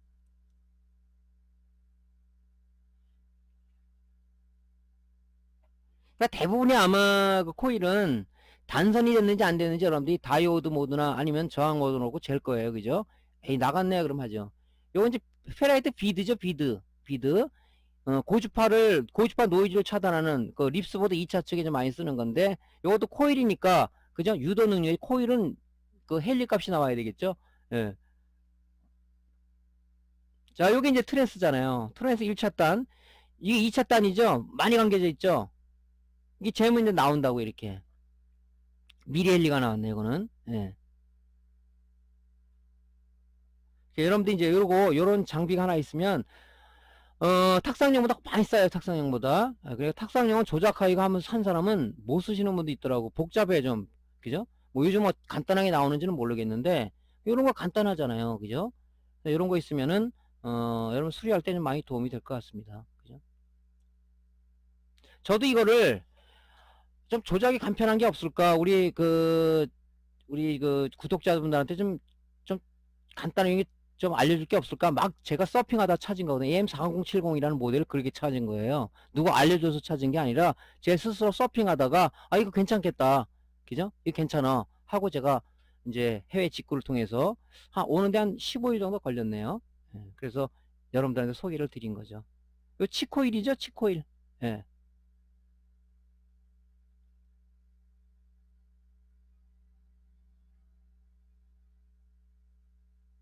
0.4에서 한 0.463 마이크로 헨리가 나왔네요. 그죠? 이것도 코일이 감겨져 있는 거죠? 그렇기 때문에 우리가, 한번, 유도 능력, 그러니까 저기, 인덕턴스 값을 잴 필요는 있죠. 이런 것들도. 자, 그래서 이렇게 해서 여러분들이 한번 측정을 하시면은, 장비 부담도 많이 되지 않고, 여러분들이 나름대로 좋은 결과를 얻을 수 있을 것 같습니다. 자, 이제 우리가 이제 2차 정리하고 피드백이 남았죠. 그 다음에 이제 또 해야 될 게 이제 그 데스크탑 파워 서플라이 쪽하고 TV SMP 쪽 파트가 남았습니다. 자, 2차 정리 회로 쪽은요. 다음 시간에 강좌를 이어가도록 할게요. 자, 변함없이 구독, 클릭, 좋아요 눌러주시고요. 좀 많은 구독을 좀 부탁드리겠습니다. 감사합니다.